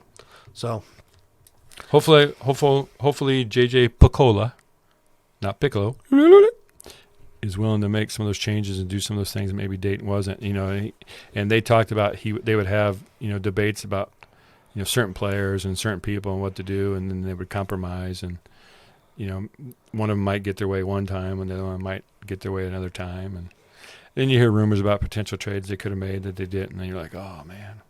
But I guess every team has those. Yeah, it comes with it. And even then, they kind of did. I mean, now that you want to do it, it's probably a good time to do it because they traded away Wet. They traded away Benintendi. They got those prospects. So I mean, obviously they weren't competing. They got rid of their guys they had now and to get more prospects in and restart. So this is probably the best time to do it. Even though you still have like Salvi, but Salvi's just kind of like one of those face of the franchise guy now at this point. Yeah, and there was I think it was in the Kansas City Star. There was an expose that was done, and it was by unnamed sources. But the unnamed sources were actually beat writers who used to work in Kansas City that work other places now, and they called and interviewed a bunch of old coaches and players and what have you for the Royals, and they put out a little expose on the Royals and the issues they were having. And Dayton Moore was asked about in an interview by Ryan Lefevre, I think it was, the play-by-play guy for the Royals, and he kind of dismissed it and said, well, reports from unnamed sources we don't give any credence to, and we don't think nothing of them. And so just the way he answered it with animosity and kind of disdain just didn't play well, up there locally. And I think that might have just kind of been the start of, like the process and the decision for John Sherman to come in and make a change. So hopefully you find another job, Dayton Moore. Otherwise, he's had a good run. Okay. Is it that time? Fire up the engines. It's time for Fast Intentions Nuggets. You want to go first with the Nuggets? You want me to go? I will go first. Okay. John Cena. Props to John Cena. John Cena, according to the Guinness Book of World Records, has broken the number for most Make-A-Wish wishes granted. I was going to try to come up with a different phrase, but I couldn't think of it. Make-A-Wishes, yeah, it's kind of like it's a verb itself. Make-A-Wish, if you don't know, is an organization that fulfills the dreams of children with critical illnesses. John Cena granted his first wish in 2002, and according to Make-A-Wish, he's the most requested celebrity that they have. And he's, like I said, he's done this over 650 times, and I'm sure he's going to continue to do it going forward. I've also seen him do like little celebrity surprise, things at different events, and with the late night hosts and stuff. So, what you think about WWE? A lot of people look up to these people. They see them weekly on TV, and they have their persona and they have a message they put out there, and a lot of kids can relate to these, and especially when you're going through a trying time, and you got a guy out there like John Cena. Does he have like a slogan or a promo or whatever he does consistently? Yeah, he has a lot of cheesy things. What's his main one that he just always says? Well, I mean, like Hulk used to say your prayers, eat your vitamins. It's probably like the hustle, loyalty, respect thing. Okay. Well, he did. So a lot of kids when they're going through tough times can relate to that message and stuff. So he's real popular, and congratulations to John. Props to all the good work you're doing and helping all those little kids, and give them a few hours of hope and happiness. Especially for the ones that are, might not have much time left. So that's really cool. No, yeah. So John Cena is one of those wrestlers. He had the cheesy gimmick, but it just worked, and he's definitely like one of those. He's probably going to be one of those last faces of WWE. They don't really have like one of those anymore. I mean, kind of Roman Reigns, but like it took him forever to get to the top. He's the last like poster boy, like children's like look up to kind of guy, and he made it work, and he was really good at it. He's kind of one of those wrestlers too. You're like, man, John Cena's annoying. Like, oh, man, he sucks. But then when he's gone, you're like, you learn to appreciate how good he was. So, shout out to John Cena, like you said. Yeah, that's awesome. Yeah, my first nugget, completely 180. I wanted to complain about John Harbaugh and his decision to go for it on 4th and goal against the Bills today. You want to hate on the Ravens, you go right ahead. I'm all about it. Okay, I don't necessarily hate the Ravens, and I like that John Harbaugh he puts trust in his players to make the decision. I think in the long run that kind of helps you win over your team. Like, I have confidence that they can go out and score. Like, remember that one?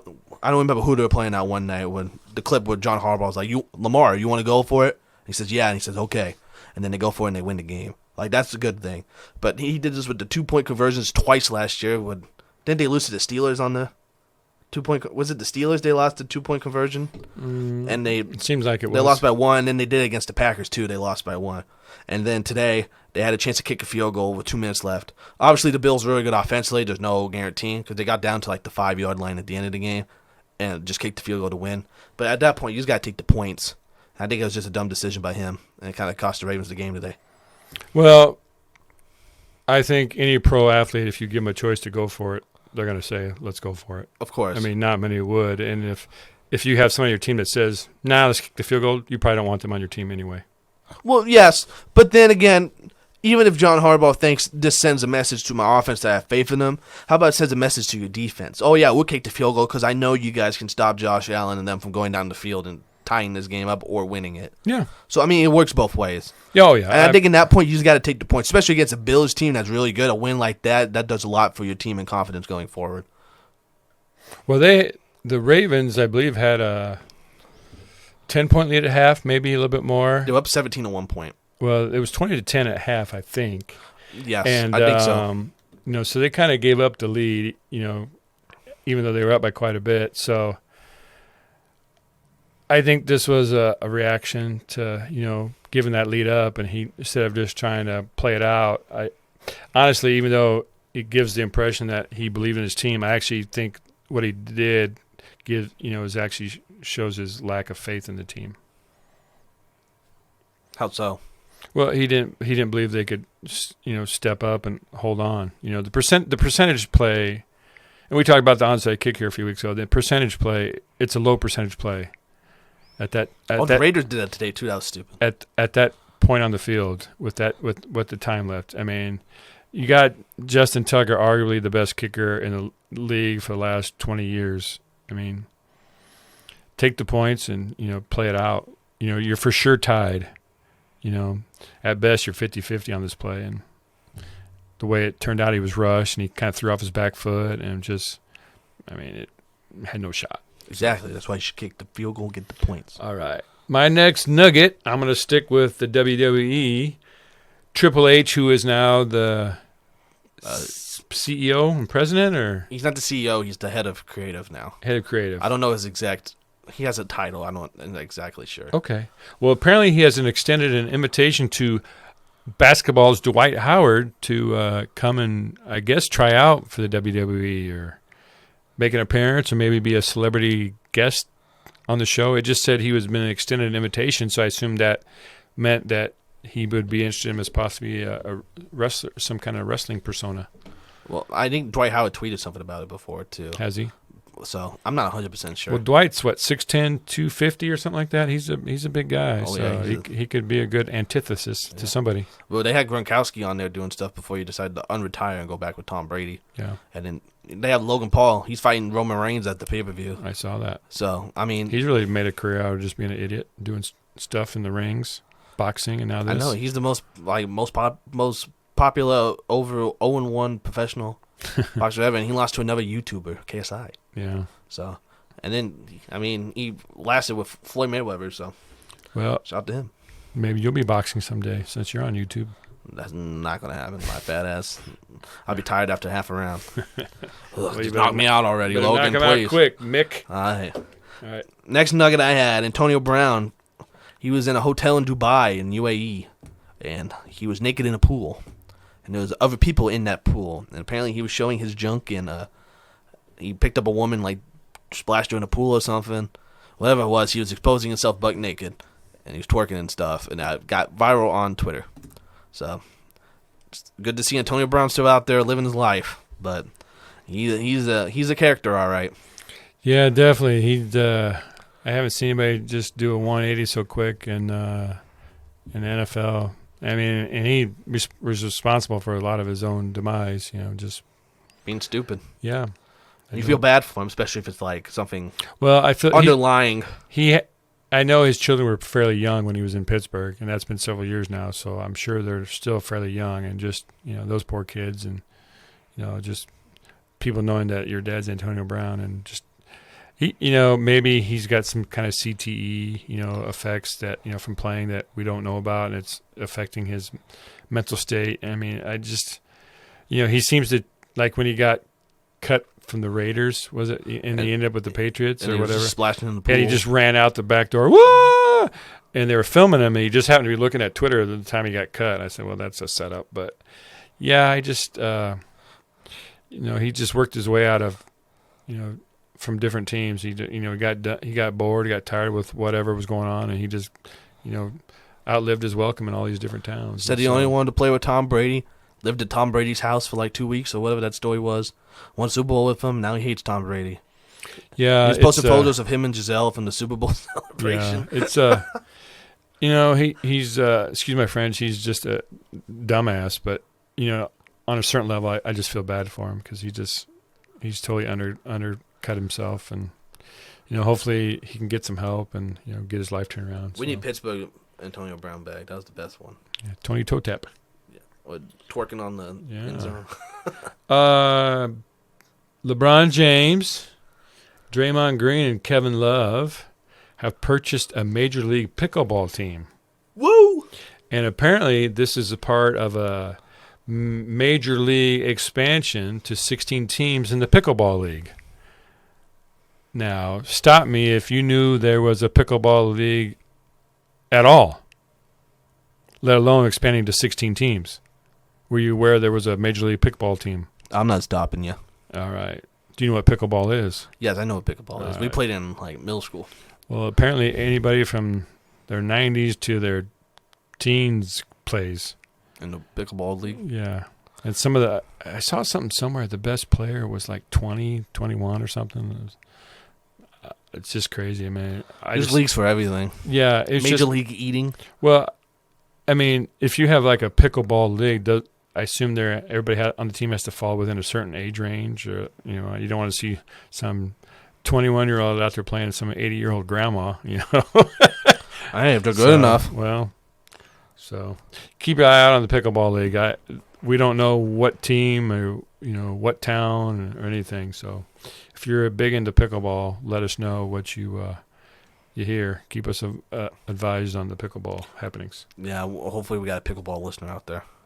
All right, next nugget I got. Roger Maris Jr. He was there for Aaron Judge's 61st home run with his mom. Gave him a little smile. And he said Aaron Judge should be recognized as the home run king because of the steroid issue. And there was a lot of debates online about how it's still Barry Bonds. Why would we celebrate Aaron Judge for still being 13 home runs away from tying the record? So, interesting thoughts about Roger Maris, believing his dad was still the home run king until Aaron Judge decided to tie it. And he still has not broken it. He has 4 games left. He won't be doing that at Yankee Stadium. He'll be in Globe Life Park in Arlington, Texas, if he does. Well, it's interesting that he makes those comments because I believe he was there when Mark McGwire was making the chase, and I believe the Maris family was there for his games as he got close to breaking the record. And probably to be respectful. Yeah, maybe. I mean, I'm sure, when his dad played in the 60s, there was none of these PEDs and steroids and stuff. If they were very,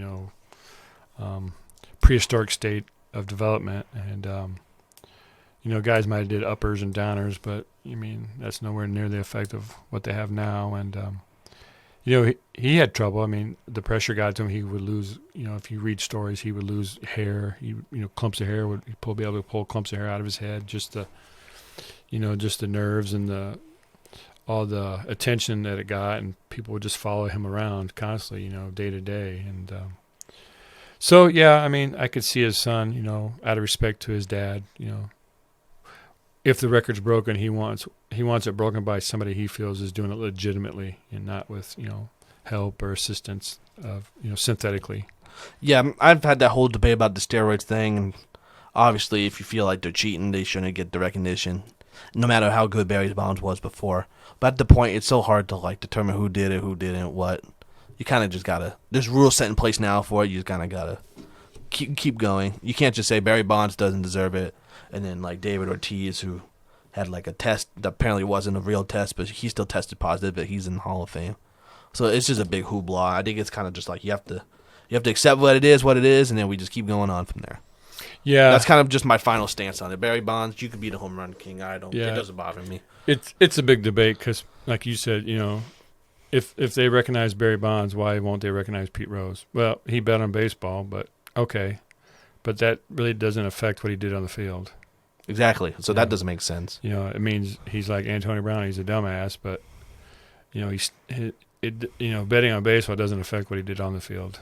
So we could go round in circles about that. So at this point, I think you should just let them all in. Yeah. All right. Next, as we record on Sunday night, apparently tomorrow they expect Tony La Russa, the manager of the White Sox, to announce his retirement. And it's not much of a surprise. He actually has stepped away from the team since late August, and apparently he had to get his. There's reports that a pacemaker needed to be repaired, and so he's a bag of bones. Yeah, he's 78 years old now. He had retired several years ago, and then the White Sox brought him back last year, and he actually led him to a 93-69 record. But this year they're 78-80. And languishing and didn't meet expectations, as you and I know. Oh yeah. But even though he's going to retire, they're expected to give him a job in the front office somewhere. So, Tony La Russa had a lot of success on the field as a manager. Not lately, but he coached and managed a lot of good teams over the years. So, props to him. Good luck in your retirement from off the field, and hopefully you'll land somewhere with the White Sox. Yeah, it kind of gets to the point now, especially with baseball. Like I said, I like the whole new transition of baseball where kind of the unwritten rules are getting bent now. Things are the same. Tony La Russa is just not one of those guys. He's too old. He's old. He's a legend, of course. Because, like, I always didn't like it when they'd hire, like, really old people to go, like, coach college football or whatever. Like, who wants to listen to this older guy that has nothing to do with the players? But then there's certain guys that, like, you respect, like Greg Popovich in basketball. He's old, but he's a legend. Coach K is a legend. Tony La Russa is a baseball legend. So I think he kind of had that working for him, but he is just too old. He's playing a different game that's not the same way he once was. I think he's more suited for a front office role. Well, he probably has respect to the players, even though he probably doesn't relate to them real well. And he has a. If they Google him, he has a career of success, exactly, and winning, and which is why it works. So yeah, and he's got a lot of knowledge of the game and stuff that he can pass on. So well, the big thing was when they got, I don't even remember what the situation was, but one of the players got thrown at because he did something that was like a broken rule, and Tony La Russa, instead of defending his player, he said, "Yeah, they should have thrown at him because he hit a ball for like." It's like, come on, dude, like. I mean, I get you're an old head. You like to respect the game, but like you got to defend your player. That's just dumb. That's what kind of turned me on. And I always said that when we saw the White Sox playing the Soder's photo. I go, "Who put that skeleton up on the board?" Oh, that's Tony La Russa. Okay. My next nugget was Pujols, Molina, and Wainwright. Last regular season game at Busch Stadium. When they took Wainwright out, they took Pujols and Yachty out all at the same time. They got a big standing ovation. Pujols, one of the greatest players to ever play. First ballot Hall of Famer for sure. And then the most battery games played, or Molina and Wainwright all going off together. It was just a fitting ending. And then Pujols hitting a home run in his final game too, hit 702. So you got to come back, Pujols. You got to pass Babe Ruth. Yeah, it was a cool moment. The only moment I can think of in recent history that kind of was like that is when Derek Jeter and Jorge Posada came out to take out Mariano Rivera at his last game. And not a Yankee fan at all, but that's kind of a move. If you watch the video, it's pretty moving and stuff. So was that Andy Pettitte? I thought it was Andy Pettitte. I'm sorry, I said Jorge Posada. It was Andy Pettitte. I'm sorry. No, you're good. I just want to make sure. Yeah, it was real emotional. It was a nice touching thing for Joe Torre. I think it was Joe Torre was managing at the time for him to do. So was it Joe Torre still managing? No, it was Girardi. Oh, Girardi. Okay, but yeah, that was a nice moment. It reminded me a lot of what happened yesterday. So, all right. If I asked you who the highest paid NBA mascot was, who would you guess? I know who it is because I know the answer. Is this a nugget Or is this? Oh, you got it, Rocky, Well, the Denver Nuggets mascot. Well, that's not what I meant. I know. Was this? I was playing it off. I know you were. Was that a nugget? Well, I have one more nugget. Yo, this is one of my nuggets. Oh, okay, no. We always end it with nuggets. Yes, I know, but I didn't know if you were like transitioning. Yes, Rocky. I saw he makes like $600,000 a year. Rocky makes $625K a year, which means he makes 10 times the average salary of the normal NBA mascot. If I was Benny the Bull, I'd say, why the hell am I not making as much money as Rocky? So that leads me to a question. Do you expect an NBA mascot strike? Do you expect to see people in big fuzzy outfits and oversized hands and claws out picketing outside NBA arenas sometime soon? God, I hope so. That would be a sight to see. When I think of Rocky, there's this famous video, and I think it might be Valentine's Day. I'm not sure.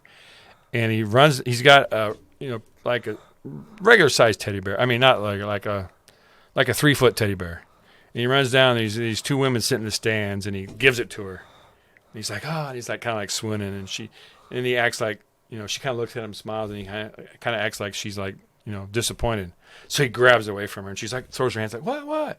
And he runs up the stairs, and then he comes down, and he's got like a 6-foot, and he gives it to her, and kind of the same thing. And he's like, ah. So he grabs it and goes run up the stairs. Then pretty soon, here he comes. This thing must be like 10 to 12 foot tall, and he's dragging it down the stairs, and they're panning down, and then you can see the lady come into view, and her mouth just like opens agape, and he kind of just takes it, swings it, and kind of drops it on her. Well, you can't see her, but he kind of like relaxes, like leans against the banister and throws his hands in the air, like, yes, this is the right one. But it's so big, it just blocks her out, and it's just a funny video. I've seen it several times, but it's a pretty good skit he does. So, I mean, if he's doing stuff like that, I mean, he deserves. Yeah, I mean, the Philly Fanatic is probably I would probably guess he's the baseball's highest paid salary, but he's got a pretty good stick there. So, I mean, and to be honest with you, I probably can't name, except maybe Lucky something or other for the Celtics. I probably can't name any other NBA mascots. Benny the Bull. There's a coyote, I think. The Spurs, which I don't understand why there was a coyote, but yeah, the Phoenix Suns gorilla. Oh yeah, he was pretty famous back in the day. And then Benny the Bull probably, yeah, because he does the thing with the popcorn. These things of popcorn everywhere. No, the funniest quote of Mass Attention's history was that, well, if he does funny things with the teddy bear like that, I don't see why he doesn't deserve to make 6 figures. No, but yeah, Philly Fanatic best MLB mascot. He does the thing with the belly. Lifts it up, and then because I always watch clips of him in the Phillies, and then they say Mr. Met's better than you, and then Philly Fanatic always like bang his head against the wall. He's like, oh my God, Mr. Met, and he's always riding the ATV around, and on then the they field steal and his stuff. keys, yeah, and then he's like flailing around, yeah, or when Tommy Lasorda beat him up, yeah, with and I think I can't remember, but I think there's a famous video of the Philly Fanatic where he's got a towel and there's a manager from another team and he's talking and he takes his hat off and he's bald and he's like shining his head with the towel and stuff. So yeah, it's pretty good stuff. Yeah, he's made by the Sesame Street people. Oh, nice. Okay, and then my last nugget was shout out to Dan Orlovsky, ESPN analyst, former Detroit Lion. No. Yes, most famous for walking out the back of the end zone against the Vikings when they were 0-16 that year. Well, Did he quit? No, he proclaimed he was excited because he said, finally, someone's with me. Jimmy G stepped out the back of the end zone against the Broncos. And he's actually lucky he did because he threw a pick 6 on that play. And so Dan Orlovsky tweeted, finally, I'm free. So, but Stephen A. Smith, ESPN resident, he still gave him crap. He said, no, well, you ran out the end zone. You ran for about 10 seconds before you realized you were out of bounds. He just stepped out. So, maybe he thought he was playing in Canada. I mean, Canada, those end zones are like 20 yards long. You ever seen that? No, yeah, they are huge. And the goalpost is towards the front, so you got a lot of room. Yeah, but so shout out to Dan Orlovsky. I feel bad. That's still what he's always going to be known for, but he almost had his moment. Someone shared it with him, so he seemed very happy to proclaim that he was free. So. All right. Well, my last nugget before we wrap tonight's episode is I think it's kind of partly sports related, and I thought it was a nice story I came across. Apparently, the FDA has approved a new ALS drug, and it's been backed by patients and advocacy groups for them to get it on the market to be used. But what caught my attention was that this drug was partly founded by the ALS Ice Bucket Challenge. Do you remember the ALS Ice Bucket Challenge? Did you ever take part in the Ice Bucket Challenge? Did you get nominated? No, you made me. Oh, did I? You nominated me. Was I? Yeah. So, I mean, I thought that was cool that actually, and do you know why they did the Ice Bucket Challenge? It's because it's like what? It mimics the effects of what the disease to the people, it kind of makes you numb and stuff like that. So, yeah. But I thought that was a cool story that actually this thing that a lot of people might have did for fun, and on the whole actually has helped fund something that might go to help not prevent this disease, but might help make the effects of living with it not as disastrous or severe. So I thought it was a nice story, and it really caught my attention because I did the bucket challenge. I actually did it a couple times. But yeah, I thought that had a real nice ending, to it. So I thought that'd be a nice nugget to end the show on. But yeah, as we mentioned earlier, we'll be traveling. We'll be in Piscataway, New Jersey, on Friday night to see the Huskers take on the Rutgers Scarlet Knights. Hoping for a win. Yeah, and we'll spend some time in New York. We're going to go to Citi Field to go see a Mets game. Yeah, we'll catch the Mets, and as we mentioned, and then we're going to travel we're going to shuffle off to Buffalo, and we're going to catch my beloved Steelers playing at the Bills. We may see Kenny Pickett's first career start. Yeah, today, if you didn't see, Trubisky got pulled at halftime, and it really wasn't for anything that he was doing or not doing, according to Coach Tomlin. The team was a little lethargic. They were playing the Jets, and the Jets aren't a great team, but they weren't doing anything, and he just thought the team needed a spark. And, Kenny provided it. He still threw 3 interceptions, the last one being a Hail Mary at the end of the games, which, doesn't really count per se. It goes in the stat book. But based on how the team responded to him and, how he moved the offense, I expect him to get the start. So, yeah, that'll be exciting to see Kenny Pickett's first start. And actually, I was lucky enough when I was younger to see Tommy Frazier's first ever start for the Nebraska Cornhuskers when they were in Minnesota. That's cool. I technically saw Jordan Love's first start when we went to Kansas City when Aaron Rodgers had COVID. Yeah. And I saw his first career touchdown pass. So if Jordan Love ever turns into something, I was there. You'll love it. Yeah. Oh, yeah. All right. Any closing thoughts? Or No, I'm good. Just make sure, if you're listening to the podcast on YouTube, you like, you comment, and you subscribe to the YouTube channel. Please. And then if you're going to listen to us on Spotify or Anchor, make sure you like. You can comment on there as well and rate our podcast 5 stars. That way more people can see us. Yeah, please. We'd really appreciate it. Ooh, and then shout out my man Matt again, who messaged me and said the podcast was good and that he likes those. Ooh, Tampa Bay's coming back. But shout out to my man Matt who said he likes the long episodes because it makes the day go by faster. That's what we're here for. You're welcome, Matt. Because you sorry, I was going to make a very bad dad pun. I'm not going to do it. You have fast intentions on making it. Oh, Fournette scored. I needed that. It's okay. Mariota got me -1. Fucker. So, yeah, hopefully we'll have a good trip. Our flights won't get delayed or canceled. And things will go off without a hitch. I'm looking forward to this. On a personal note, this is a chance to travel with all 4 of my kids. And you guys are all getting older now, so this might actually be the last chance I get to, spend a whole vacation with you 4. And so I'm really looking forward to it. I hope things will go well, and we'll really be able to enjoy it and take it all in. I don't think so. Grace and Emma talk about vacations. My sister all the time. Where are we going to go next year? What are we going to do? We got to do this. You guys do a lot of sibling trips. You don't usually include. But if you ever want to go on a trip, you can come. Well, this evolved. The backstory is this evolved from Nathan and I talking about going to the Rutgers game, and then we said, well, we can maybe go into New York for a few days, and your sister perked up like, New York? So they kind of evolved from that. So, and I'm still, because it's like, Green Bay and Pittsburgh both go to Buffalo. Maybe one of our teams will go. And, of course, it's got to be the 1-3 Steelers. I just said that to piss you off. No, it'll be cool to see Kenny Pickett play, first career start. I'll still be wearing my black and yellow, brother. I'll be wearing my Green Bay stuff, but. Yeah. So disappointing. It's okay. Well, at least Sam will come through for me. Oh, with the Steelers gear. Mm-hmm. Colts fan, Steelers fan. All right. Well, nice podcasting. Sunday night, so hopefully we'll get this edited and put out before we leave Tuesday morning. So. Oh, we will. Don't worry. And then we're only gonna be gone for a week, so we'll be back regularly scheduled for the next time. Yeah. So see you then. All right. Thanks for tuning in. Peace. Oh.